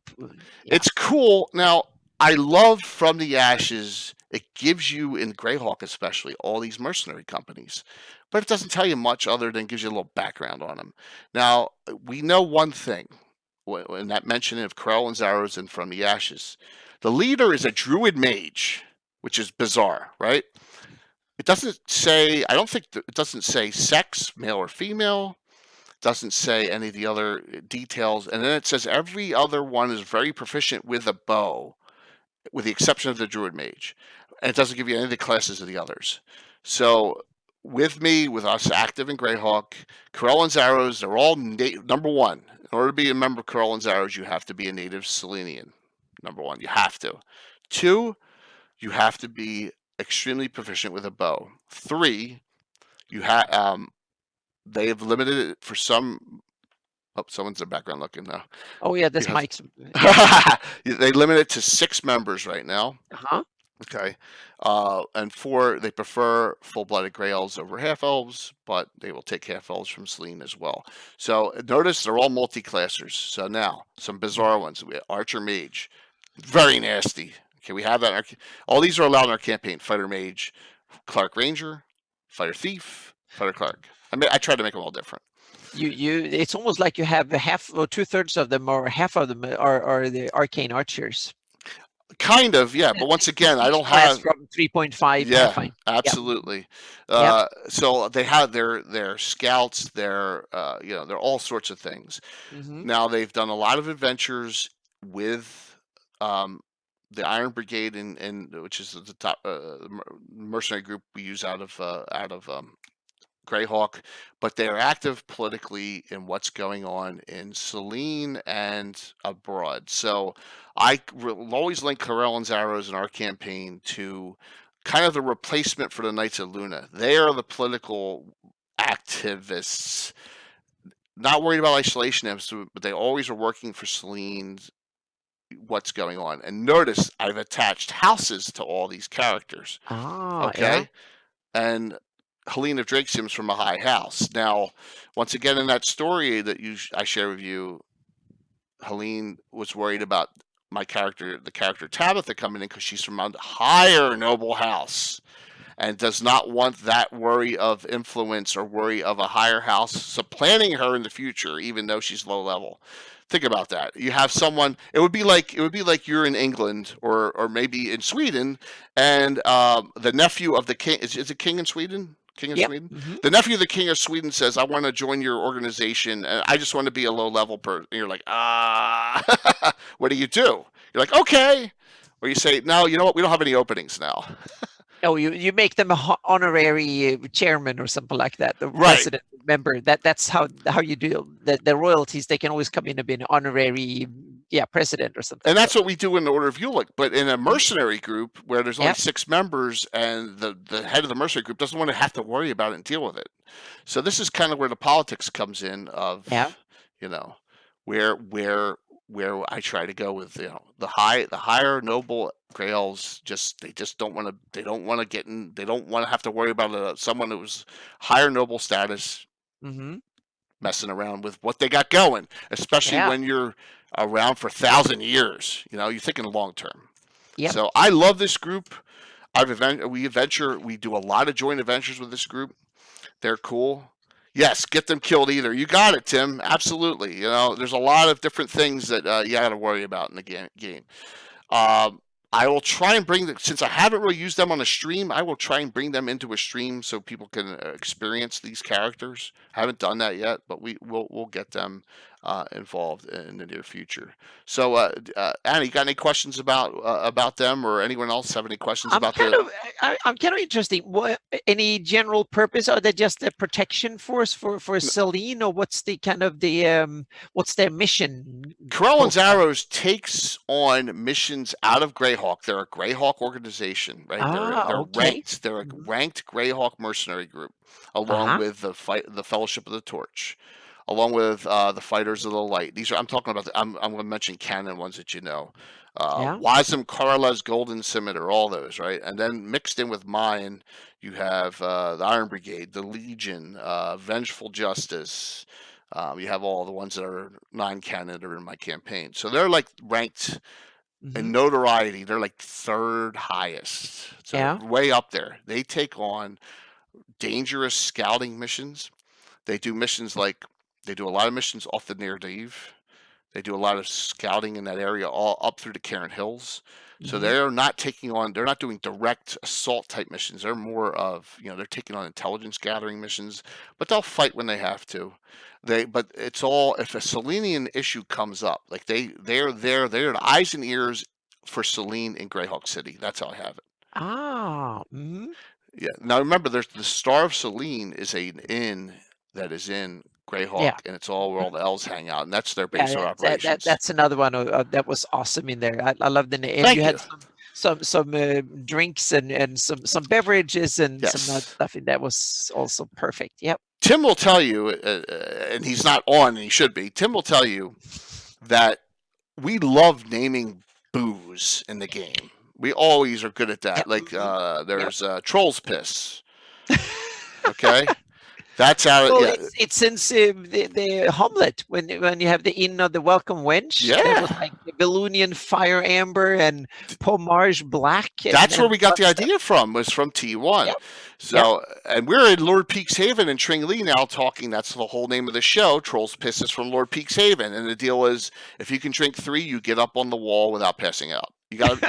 That's the whole idea. So, Enstad Special is a brandy that I that I named from the kegmaster of Yolande herself. Yeah. That is served at the Star of Selene. Master. That's a wonderful title. Yeah, you like that? Thank you, Grimpatch. Thank you so very much. So we try and create depth, and the way you create depth in a campaign is you take this group, Corellan's Arrows, and the Selene and Swiss Night Watch, and you intertwine them with working with player character groups, right? On missions and the order of your look, and that creates how you create the living, breathing campaign in the area. That's how we do things. Yeah. And so, like I said, I'm willing to share anything I've done with anyone who wants any of this stuff. Always. That's the thing about why we have the show. We will share any details you'd like from anyone. So that's Corellan's Arrows. And I will say this: all of the high-level groups, like the Fellowship of the Torch, the Fighters of the Light, all those I've developed all the characters in there. They're not just, there's 6 members. We have them all developed because we want to use them. You can't just say, what's your name? There's 3 fighters in the group. What are their names? You gotta have names, right? You gotta have backgrounds. So that's kind of what we did here. And so yeah, it's fun. It's fun stuff. It's awesome. Yeah. Thank you. All right, let's see right here. Let's go back here. All right. Yeah. So when we're talking about the Swiss Night's Watch, here's a question I don't know. Maybe Mike knows. Maybe Katana knows. Maybe someone else knows. Where does the Swiss end and the Welkwood begin? Is there a point, guys, on this map?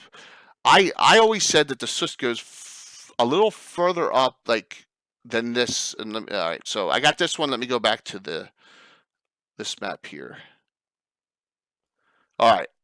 Where on this map in the middle does officially the Swiss end and the Welkwood begin and vice versa? Does anyone know that? Yes. My take on that always been the narrowest point, when the forest is the narrowest between the river and when the plains or the wild coast starts. So right here, right past river up there, a couple miles up. Between Badwall and Fax, there is an area there where the forest is the most narrow. That's been my own personal kind of distinction between. Oh, so Mike says no clue. All right. Yeah, so that's been my clue to where it starts, so to speak. So the meaning there is a northern forest and then the southern forest. But on the other hand, you have the that's why I called it the Twilight Woods on the western side of Jewel.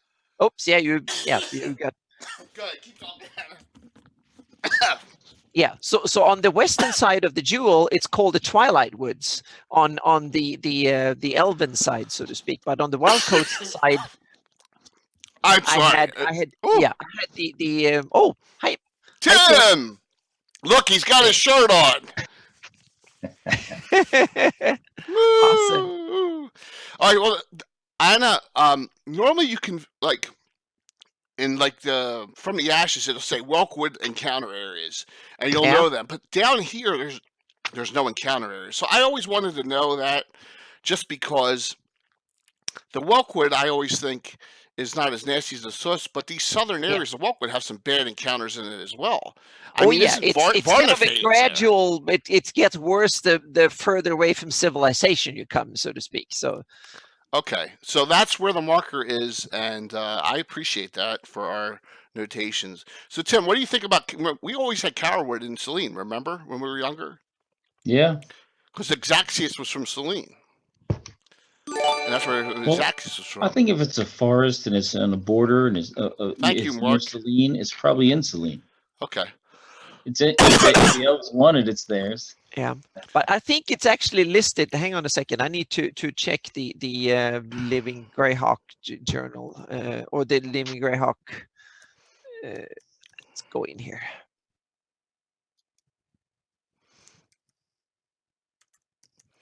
So thank you very much for that follow. We really appreciate it, guys, and hopefully, like I said, you're liking the content here. I really wanted to delve deep into Celene, just because I know we have more content developed, I'm thinking, than anyone else does, and I wanted to share it with everyone, just to show what we have done in our campaign and how vital it is.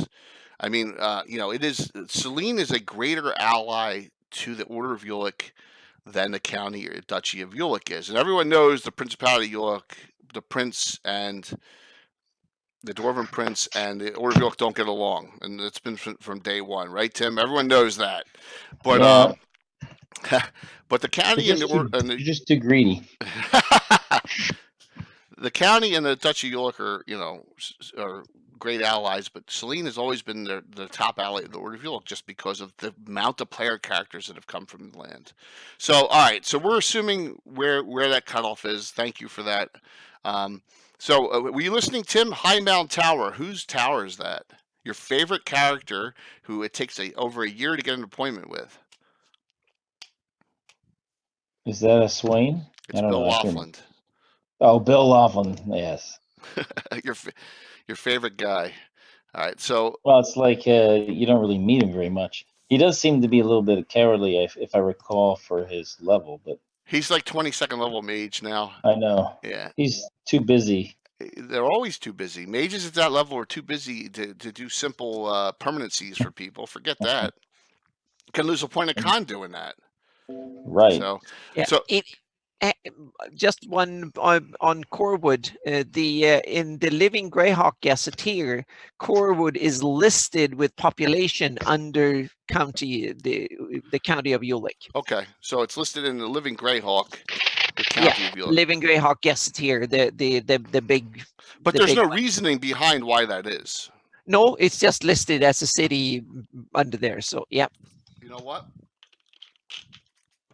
Let me look in this and just check and see. We're being silly. In the original 1980s, let's go to Ulick County and see if it's on here. Yeah. Capital genre, County of Ulick.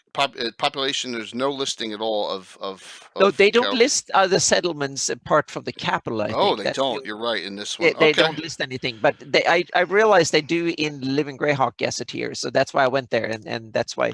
So they probably went with the west of the river, kind of, or something. So yeah. Mike says Gary Julian's wrong, and I agree. Guess what? I think that's a good topic to get him on a show of some sort to discuss. Yeah, you could go and explain this very interesting placement or categorization of Corwood. Yeah. Well, while we have Tim on here and we have this map, Tim, explain Lightning Rod Tower to everyone and what it is. It's the tower of my second oldest character. Yeah, he's old. One of the first characters I made, Fensig, is a half elf wizard. Just turned 16th level, I think. Yeah. And he got a magic item. It was one of those homemade magic items from some of the adults we played with. I was a kid at the time, and the way they wrote it up was they called it a lightning rod. I think it's because it was a cool name. But it basically, as they wrote it, would absorb any sort of magic missile thrown their way, including lightning bolts, but any fiery missiles as well.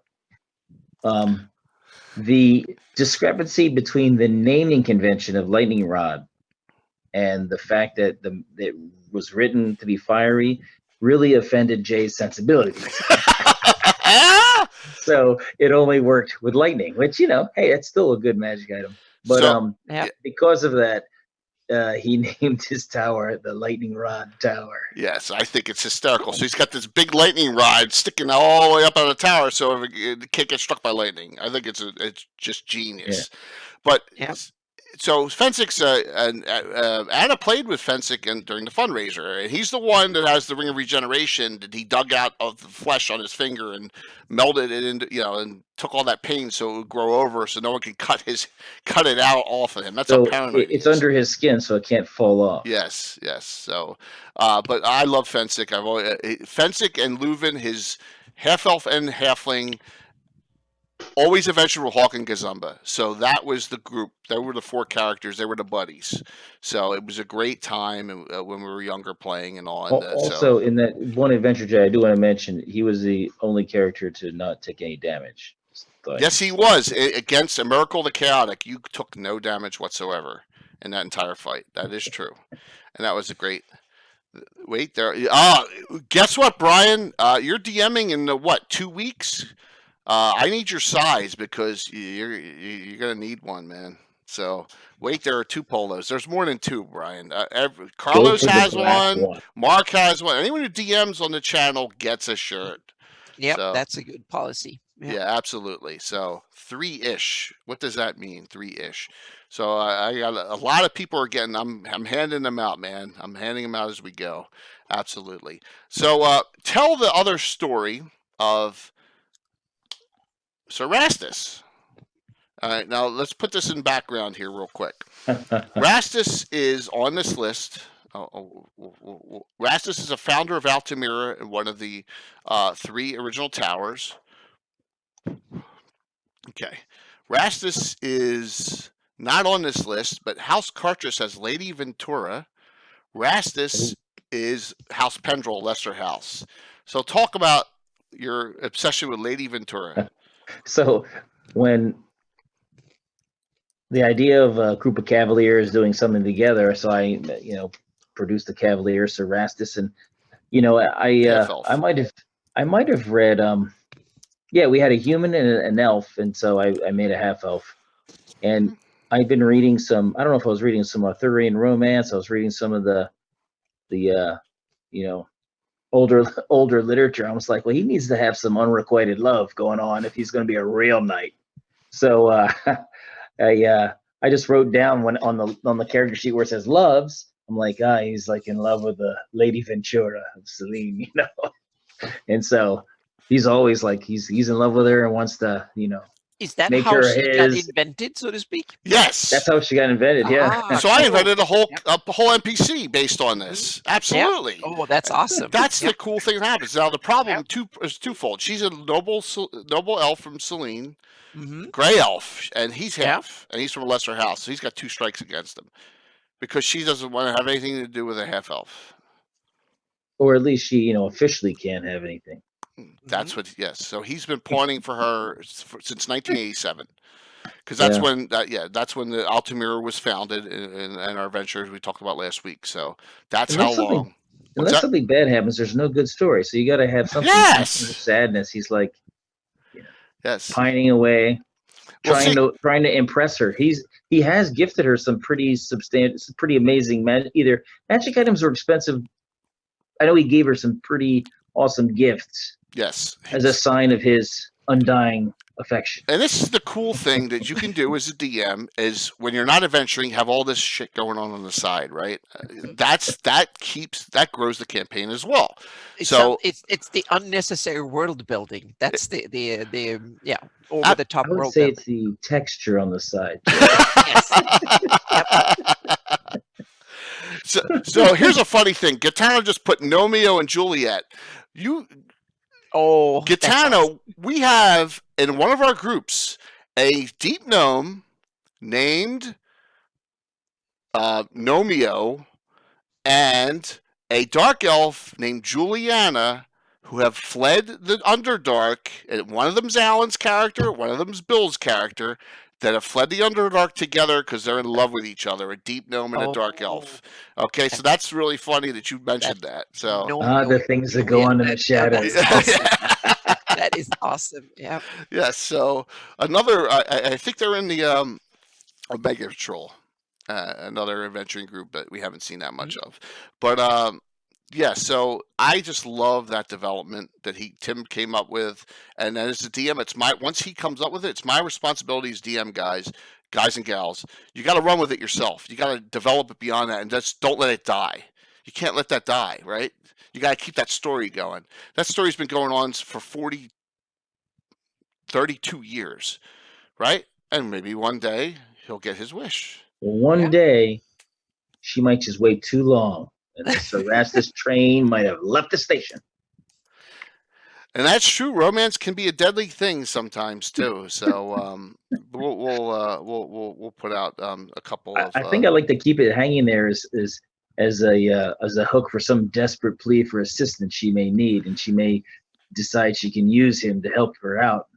It could happen one day. That could be an adventure we do one day as well. There's a lot of cool things that we can develop, and that's what's so neat about having this much detail and then just being able to create something. And I rarely do stuff spot on except when we do one-on-ones, right? Then you got to really, as a DM, if you're doing a one-on-one adventure with someone, we used to do it. Tim and I used to do it a lot of time when he was back from college when he had Skeeve. You got to be on your feet real quick because they can go any direction. So those are the ones you really got to improvise as a DM a lot. So, and they are often the most fun. They are fun. They are a blast. So Anna, did you have your map that you wanted to show? Let's see. I have some. Please don't crash it.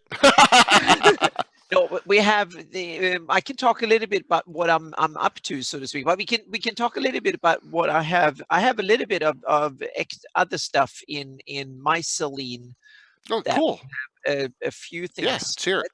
Here, if I can, I'm going to have this, guys. I'm going to put this on rotate now because we've. Yeah, we'll see. I'll do a share here and let's see if I can. If it'll start rotating again. Yeah, we'll see if it works. Is it? Yeah, we got it small on the bottom here. Yep. Okay. Yeah, it's in Zoom, so I'm gonna try and open the window a little bit. Okay, I can zoom in a bit here. We'll see. Yeah, it's still okay. There you go. There you go. Oh, that looks like a dragon lair. Mm-hmm. Yeah. Oh, yeah. I have Arkail is a golden. Nice. Yeah, a gold dragon. That he is one of Bahamut's 7 kind of companions. Or 6, I forgot how many Bahamut has, but Bahamut has a number of gold dragons that is his companion. I'm putting this down on notes because I'm gonna when we do my update. So Arkail is one of those companion, and he has a secret lair, and also has Castle Arvanador. That's his kind of in elven form. It's his estate, so to speak. Oh, beautiful. Yeah, and then he has his lair hidden away. Its actual lair is hidden away a bit, or hidden, but it's a road there, so it's not that hidden. But he has a formal kind of a human too when he is in human shape, so he can be his own neighbor if needed. Yeah, Lord Grindelwolf hit it on the head. It's not secret anymore, Anna. He gave it up. They're going to be upset at you. Yep. So it's not awesome. Yeah, and then I have a couple of elven guard towers that are set, and I take they called Symbiolesti, and I've taken the elven name is created using the elven keywords that are in 3.5. There was an elven hardcover book that covered the elves, and there is like an elven linguistic kind of a whole bunch of words in D&D Elvish. So I took those words and created this. So it's Northern Elven Guard. It's called Symbiolesti, and then I also have a town here that is called Yummy Meal, and it's the Emerald Bridge that is over. And I also named this one Myfal Emerald River. So that has no name. Wow. Yeah, so I've added that, so to speak. And this is the north, and the border here is somewhere between Ostwerk and Yummy Meal is the border somewhere. It's kind of floating. It's not really it's somewhere in the forest between the two. So this is the end, and up there is the northern Elven Guard. So these are the northern end of the towards civilization, so to speak. And then Super I named the mountaintop here. It's Kaisel. That means high mountain or something like that in D&D Elvish. And then we have the moon arc of the Sehanin. It's a kind of a temple where they have celebrate festivals and stuff. This is canon, though. This Yes, comes it from is. somewhere. Yeah. So I placed this here. It's a good spot for it. It really is. Yeah, Because one of the highest peaks close to Instad. So they kind of go up there and celebrate. Right. And what's cool on my map is Victrola in the Straits north on that, right on that river on the way to the moon arc, because that's a vital, and there's a lot of stories about that. So that's great. Cool. It's perfect, perfectly placed. And then I have the Ren Bialesti, the Western Elven Guard, is here on the Ulik Pass, the road to that goes up here, and that goes towards Duchy of Ulik. And then we have these two are actually part of they're kind of semi-canon, because the Anarum, the Bell Meadow, and Arnarum simply means Bell Meadow in D&D. Why not translate it? Their different words have different little elven linguistic snippets, and I put it together. So Bell Meadow is the birth town or hometown of Yolandi. It's not placed in official sources, but it's named. So I placed it in the middle of Celene just to place it somewhere. Cool. Yeah, and then we have Ananianis. I'm not really sure if this is something that I came up with or if it coming from somewhere. So it might be my thing that actually spilled over to the public map. That might be because that's something. And I simply saw it as natural because you have this Celene pass that goes between the county of Ulick and Celene.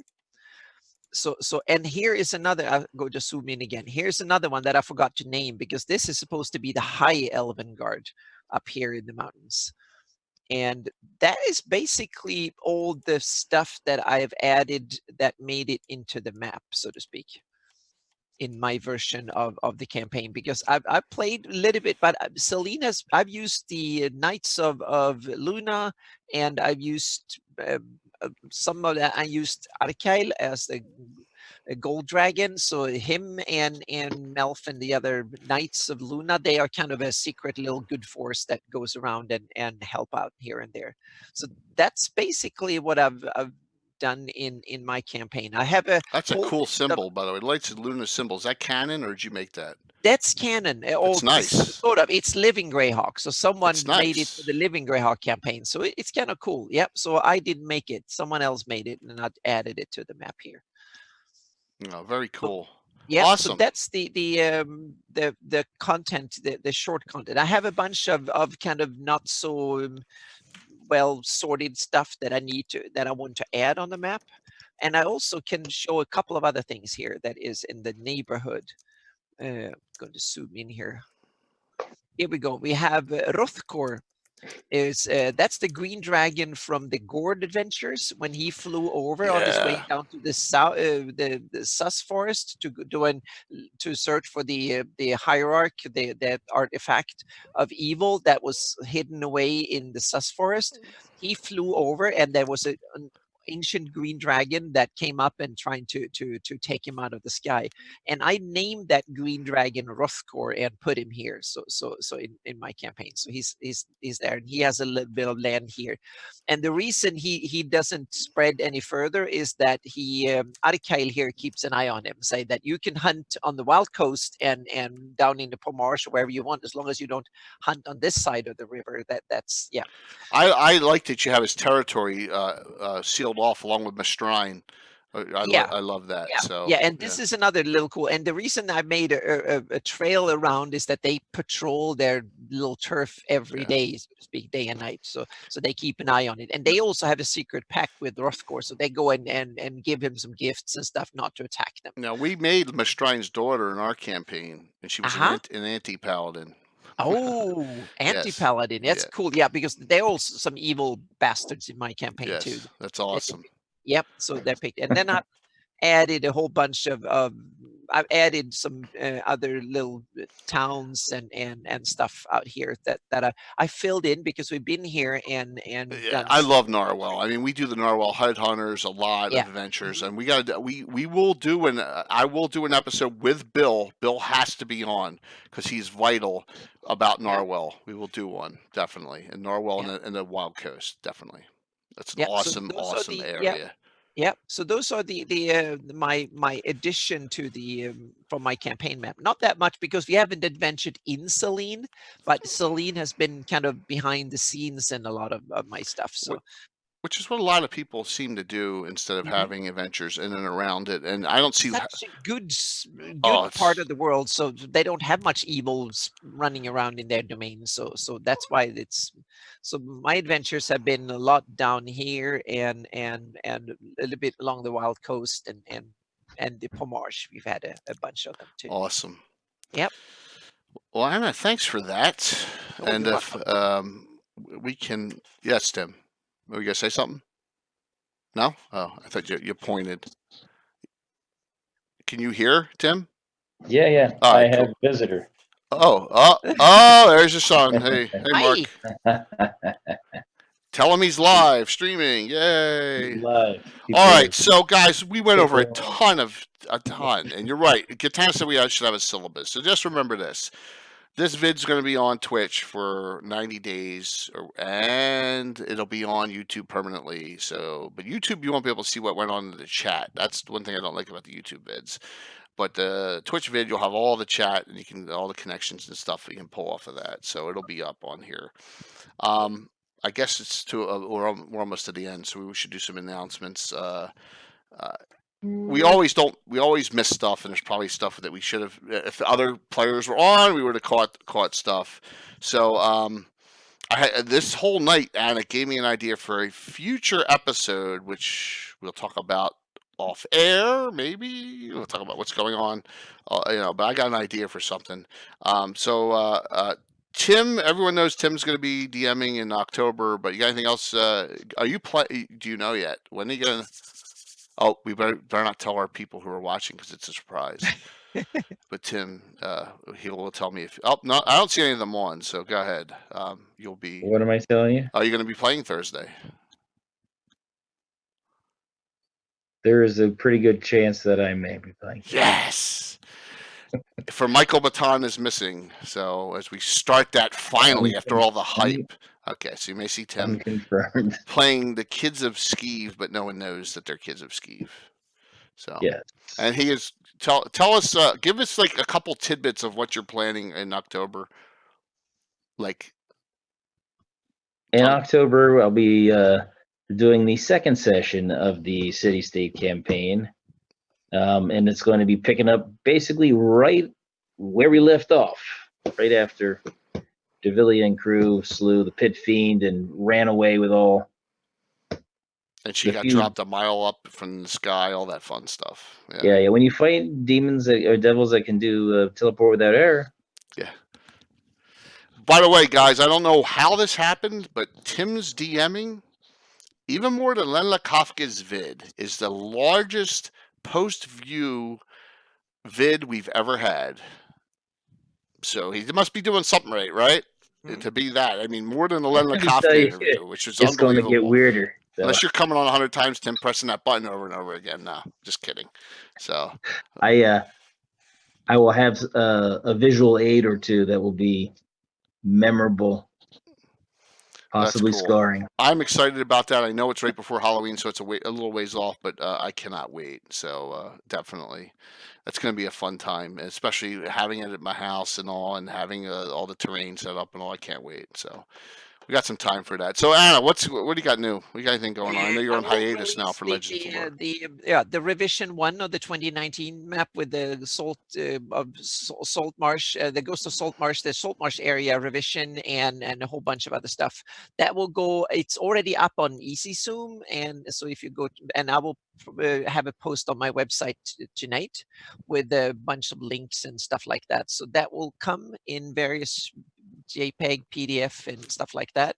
And then I have the map that we kind of I previewed in Legends and Lore stuff, a special parchment map and stuff for all my patrons will come tonight. And I also have a special blog post that I hope that I can have written tonight, maybe otherwise it will be tomorrow, to my top level patrons about isometric maps and the views and a little bit about the settings and some example, a really juicy map that is 14,000 pixels of the set of islands done in isometric view with that is really detailed. So there will be a kind of a technical in-depth look at, and that's the style and the level of detail I want to have for Lendor Isles when that comes. So it's kind of a preview look at how the Lendor Isles will be mapped from a technical perspective, so to speak. And I need to work out how the symbology and stuff like that needs to work on an isometric map, because that's kind of a little bit different. And then also the work on the 576 map is underway. Yes. So that will start coming to patrons probably within a month or so. We will have them first bits and pieces done with the 576 map. And there's already been people email me almost every day asking about it and whatnot. So people are so stoked for that. Yeah, Anna. so I can tell my patrons will start getting stuff within a month or so. Yep, that will be the first bits and locations and look at it, and so we can so my patrons can kind of say if things are done right or not on different ones. And there will be a couple of different samples. Like last Mike and me, we talked a little bit about the different versions of work and the Earth, the different layouts of the continents on the last Legends and Lore show. So I will try and formalize those into different versions of it, so we can kind of look at it, so I can see where the Flennies needs to go for detailed planning. So that's coming too. All cool stuff, all exciting stuff at the end of the year. All right, so I want to try and the three of us are going to try and answer this question. Jerry the Gnome has this sounds like a DM roundtable question, but I'm going to try and help him. First off, if your DM is running a 20th level anti-paladin 20th mage, which is a 40th level character, that character can go through the G series by himself, in our opinion. I don't know if your DM's a power gamer, Jerry the Gnome, or not. It sounds like it, but I would look to having a serious talk with this person and say, can you please, that doesn't sound like an NPC that I would be running in a group. I don't think Tim would ever run that kind of character in a group. I mean, Tim's run some crazy stuff, but nothing like that. The closest thing I ever saw was when I was the first starting out, and my dad was running G1 for us. We all had low-level characters, so he kind of beefed us up with some loner magic items. He had a very, very powerful guy show up. It was a storm giant who basically, he kept all us kids from bickering and arguing like idiots. So he just kept us on track. And it was like, but he didn't steal all the magic items. He didn't do anything like that. It was just about helping us role play in the right direction, so he ain't caught up in just being young kids. That's the closest thing. And what he did was smart. And what this sounds like really just bad policy. Yeah, now, I'm going to say this, Jerry. I never tell anyone what to do. You got to make the decision for yourself. If you feel that's the only game in town, you may just, I hate to say this, to grin and bear it. But if you find get on, if you're not a member of our Greyhawk Online Discord, get on there, get on local Discords, get on Meetup in your area. Meetup's a good one. Get on Facebook and try and find some other players maybe. If you have some good friends in that group, you may want to reason out and talk with them. I mean, there's always reasonableness. I'll tell you this. We were Monty Hall in the early days, Tim. Oh, yeah. We all were. Oh, we all have that face. What? It's standard. Yeah. Yeah. And Will's right, too. There's ways to find other groups. It sounds overboard to me. Well, and Anna and Tim, I'm assuming. So it sounds like he's letting you play his henchman. Exactly. Good point. That's a good point. And that's not cool. Yeah. So it's unless that's the storyline, but he shouldn't be stealing stuff. So that's our recommendation. is to be reasonable, talk it over, and then you'll have to make a personal decision whether friendship of other people there outweighs the goofiness of the game. You'll have to make that choice for yourself, which is cool. Yeah, and you also have the option of starting your own game and then get the players in there, because to be in other games that are bad, is the good thing is that You're so you welcome. learn the bad examples too. So when you become a DM, it's good to play it in with other bad DMs too, because then you can learn not only from what they're doing good, but you can learn from their mistakes too. So you don't do the same mistakes, and that's why I love to play with others, both at conventions, especially like going on play with Jay and others. It's Brian coming up in a couple weeks. Exactly, yeah, and that way you get to feel and a taste for other things, that, and some of it is like, oh, I'm stealing that wholesale into my games, and other things is like, yeah, it's great, but it's not the way I would run the game. And that's the cool thing with this hobby. There's a million different ways you can run the game, and a lot of them are great and some of them are bad, but it's not necessarily bad for everyone. But this sounds like if you have a 40th level NPC, that sounds to me like you're trying to break the game a little bit. Yeah, and more than a little bit. So yeah. Another thing, Jerry, if you can't, you could also use it as a role-playing exercise for you. Yeah, you can always just go there. Play it up as the groveling dude to the big powerful dude, and be scared to go front and let him go in. Yeah, or really become one of those passive aggressive guys. Characters. I'm not talking about you, but the character. You could role play your way into stardom in that group too, when you think about it. So there's a lot you can do. And like I said, we're 1E, 2E, and Brian does 5E, and Will does 5E, and Anna does Pathfinder, and Tim does 1E without much 2E, and we all DM differently. But the cool thing is that it's only a game, you know. So just you gotta weigh just like anything else in life, balance it out between good and evil, plus and minus on it, and make your decision whether you want to stay or not. And that's hey, that was good. That was a good lead in. The point is everybody should be having fun, and if you're not, you can talk about, well, it doesn't seem as fun because of those things, and if he's a good DM, it'll be like, all right. Right. But if he's running an anti-paladin mage, I don't. That's. Yeah. Why are you playing with an evil guy anyway? Yeah, evil. Well, maybe the party's evil. Who knows? Yes, you're That's welcome. That's a problem right there. Poison him. Yeah. So here is what's coming up. Well, let's talk about Gabbins first. Next Sunday is number 61, and we're going to talk about. And this goes into the Folks, Feuds, and Factions Art Journals. So next week is Feuds in Greyhawk and the Order of Ulick campaign. So we're going to talk about feuds all over the place.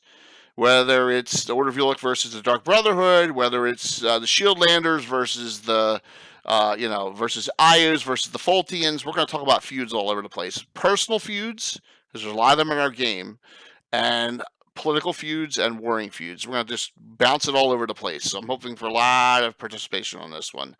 Canon, non-canon, the whole deal. And that'll tie in with what Christoph's doing with his feuds edition of Earth Journal 30 that's going to come out soon, which I should be writing. Will and I are writing articles. Hey, Drow feuds maybe too. We maybe talk about the Drow houses too for you, Jerry, if you ask that question specifically, sure.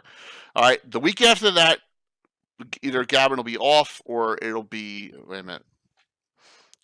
The week after that, Gabbin's either off or it's going to be on Monday night because the Eagles play on a Sunday night, guys. Sorry. Sunday Night Football. Sorry.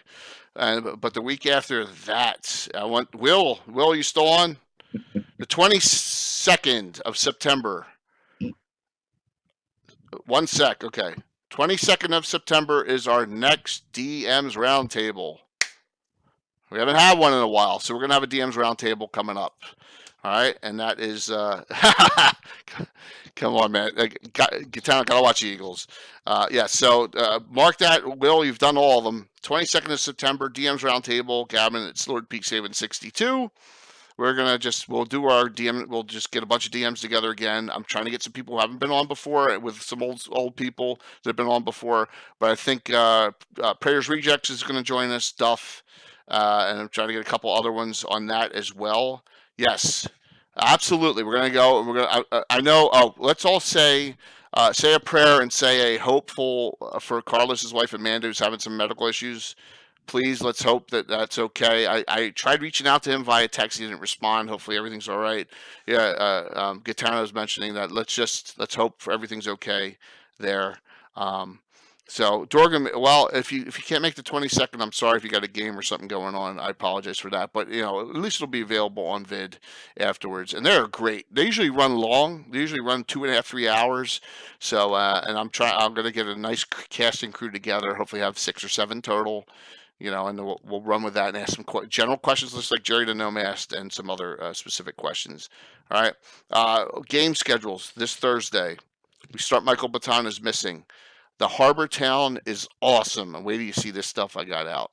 Got a lot of cool terrain. Bill did a paint job on the Reaper Obsidian. We got Mausoleum. We got great stuff. I cannot wait to get this adventure running. I know Rox and Naz are both not on tonight. I think Naz on vacation and Rox had a game tonight, but they're both lovers of Michael Baton, so he's missing. Have to figure out what's going on. That's about 3 weeks, I think. And then the 21st is Anna will be playing. Will be playing on the 21st. And that'll be Brian DMing again. And Brian, I know, is working on it. And I cannot, hadn't heard about Amanda. He put it, Amanda put it out there herself. Dorgrim, if you're around, let me know, man. And we'll talk about participating. That'd be cool. You want to come on? Come on. You haven't done it yet. You want to come on? That'd be awesome. I'm good with that. That'd be really cool if you can. Brian, Fantasy Grounds in 5e. So the definite Anna's, you're definite, right? Yep. Okay, Anna's a definite, I'm a definite, Will's a definite, Brian, Naz is a definite, and Bill's 50-50. So there you go. That's like last time. So this month, Will, in Saturday, September 21st, 8 p.m. EDT. Saturday, September 21st. So 19 days. Brian will be DMing. That'll be our Saturday night special this month. Yes. So we'll have all those 3rd level characters with Brian. Yeah, it's awesome, man. It is a fun time. But third level's a good time. The third time I played 3rd level 5e, Tim. I'm playing 5e. I'm playing a specialty priest, a clerk of a Paler. So yeah, it'll be good. So that's what's going on, guys. The DM's Roundtable is the one I wanted to announce. Mark's got Slap going on, and he's got this really crazy adventure. If you guys saw it last time, I think Gaetano saw it. Love burns, the old flames burn the hottest. It's really disturbing. So this ex-girlfriend turned out to be a doppelganger, and now they go find the ex-girlfriend of one of the characters. It's crazy stuff. So he'll be on a week from tonight. Back in his regular slot every other Monday he runs, so we got that going on. So anyone got anything in closing? Thanks for hopping on late, Tim. I know you had some stuff going on, but Anna, I know, thanks. You're just giving me a bunch of crap. I was lounging. You give me a bunch of crap. So This was a great Selenian discussion, and I appreciate everyone hanging in there. Please, if you feel like any content you want to have, Brian's heraldry symbols are awesome, and his maps are awesome, and it's all and all the data we have, we're willing to share it all. And we'll keep this going. But I'm getting texts for some of my army buddies. They're like, Tim's on TV. No, they better be following. We better tell them all to hit the follow button there. I think they are. That's awesome. Thank you all. I'll see you Thursday night for Michael Baton is missing. Back to Harvey, and I have outdone guys. You want to talk about vile and evil, and I've outdone myself on this one. Just wait. This is going to be scary fun. So scary fun. Everyone's gonna have a blast. Alan's gonna go crazy because this stuff drives him crazy. But it'll be that even makes it even better for me. All right, guys. I'll see you Thursday. And just think, this Harbor Town video I've been running for the last 15 months is now like, oh, it's been there, done that, right? Since we actually have this stuff. So I'll see you soon. See you in a couple nights. Oh, it's Monday. I'll see you in 3 nights. Talk to you all soon. Yeah. Awesome. Yes. Very nice. Anna, thanks so much for coming on. Oh, thank you for having me. It was awesome. Such great, and my favorite topic of all, Celene. Oh, I love. Wow, is it better than the Shieldlands? Well, right now I have a little bit of a crush on Shieldlands because I want to do my next campaign there, but long-term interest in Celene is really high on the list. It's super cool. It's called the Fairy Kingdom.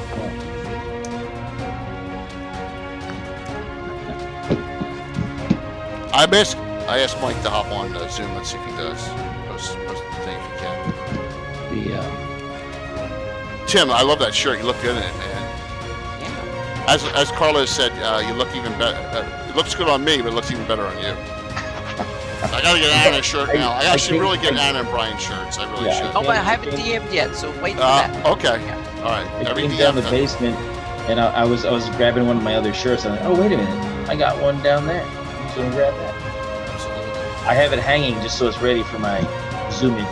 But that's a good point. Everyone who DMs, gets one. So, Discord link for new viewers. All right, let's pop that up. Give me a second. I'll link it from Facebook. Give me 1 second here. Now, Jay, I will say I did watch my Saturday night. Let me. The broadcast is going to go off, guys. Sit tight. I'm going to put that in chat still. Have a good one.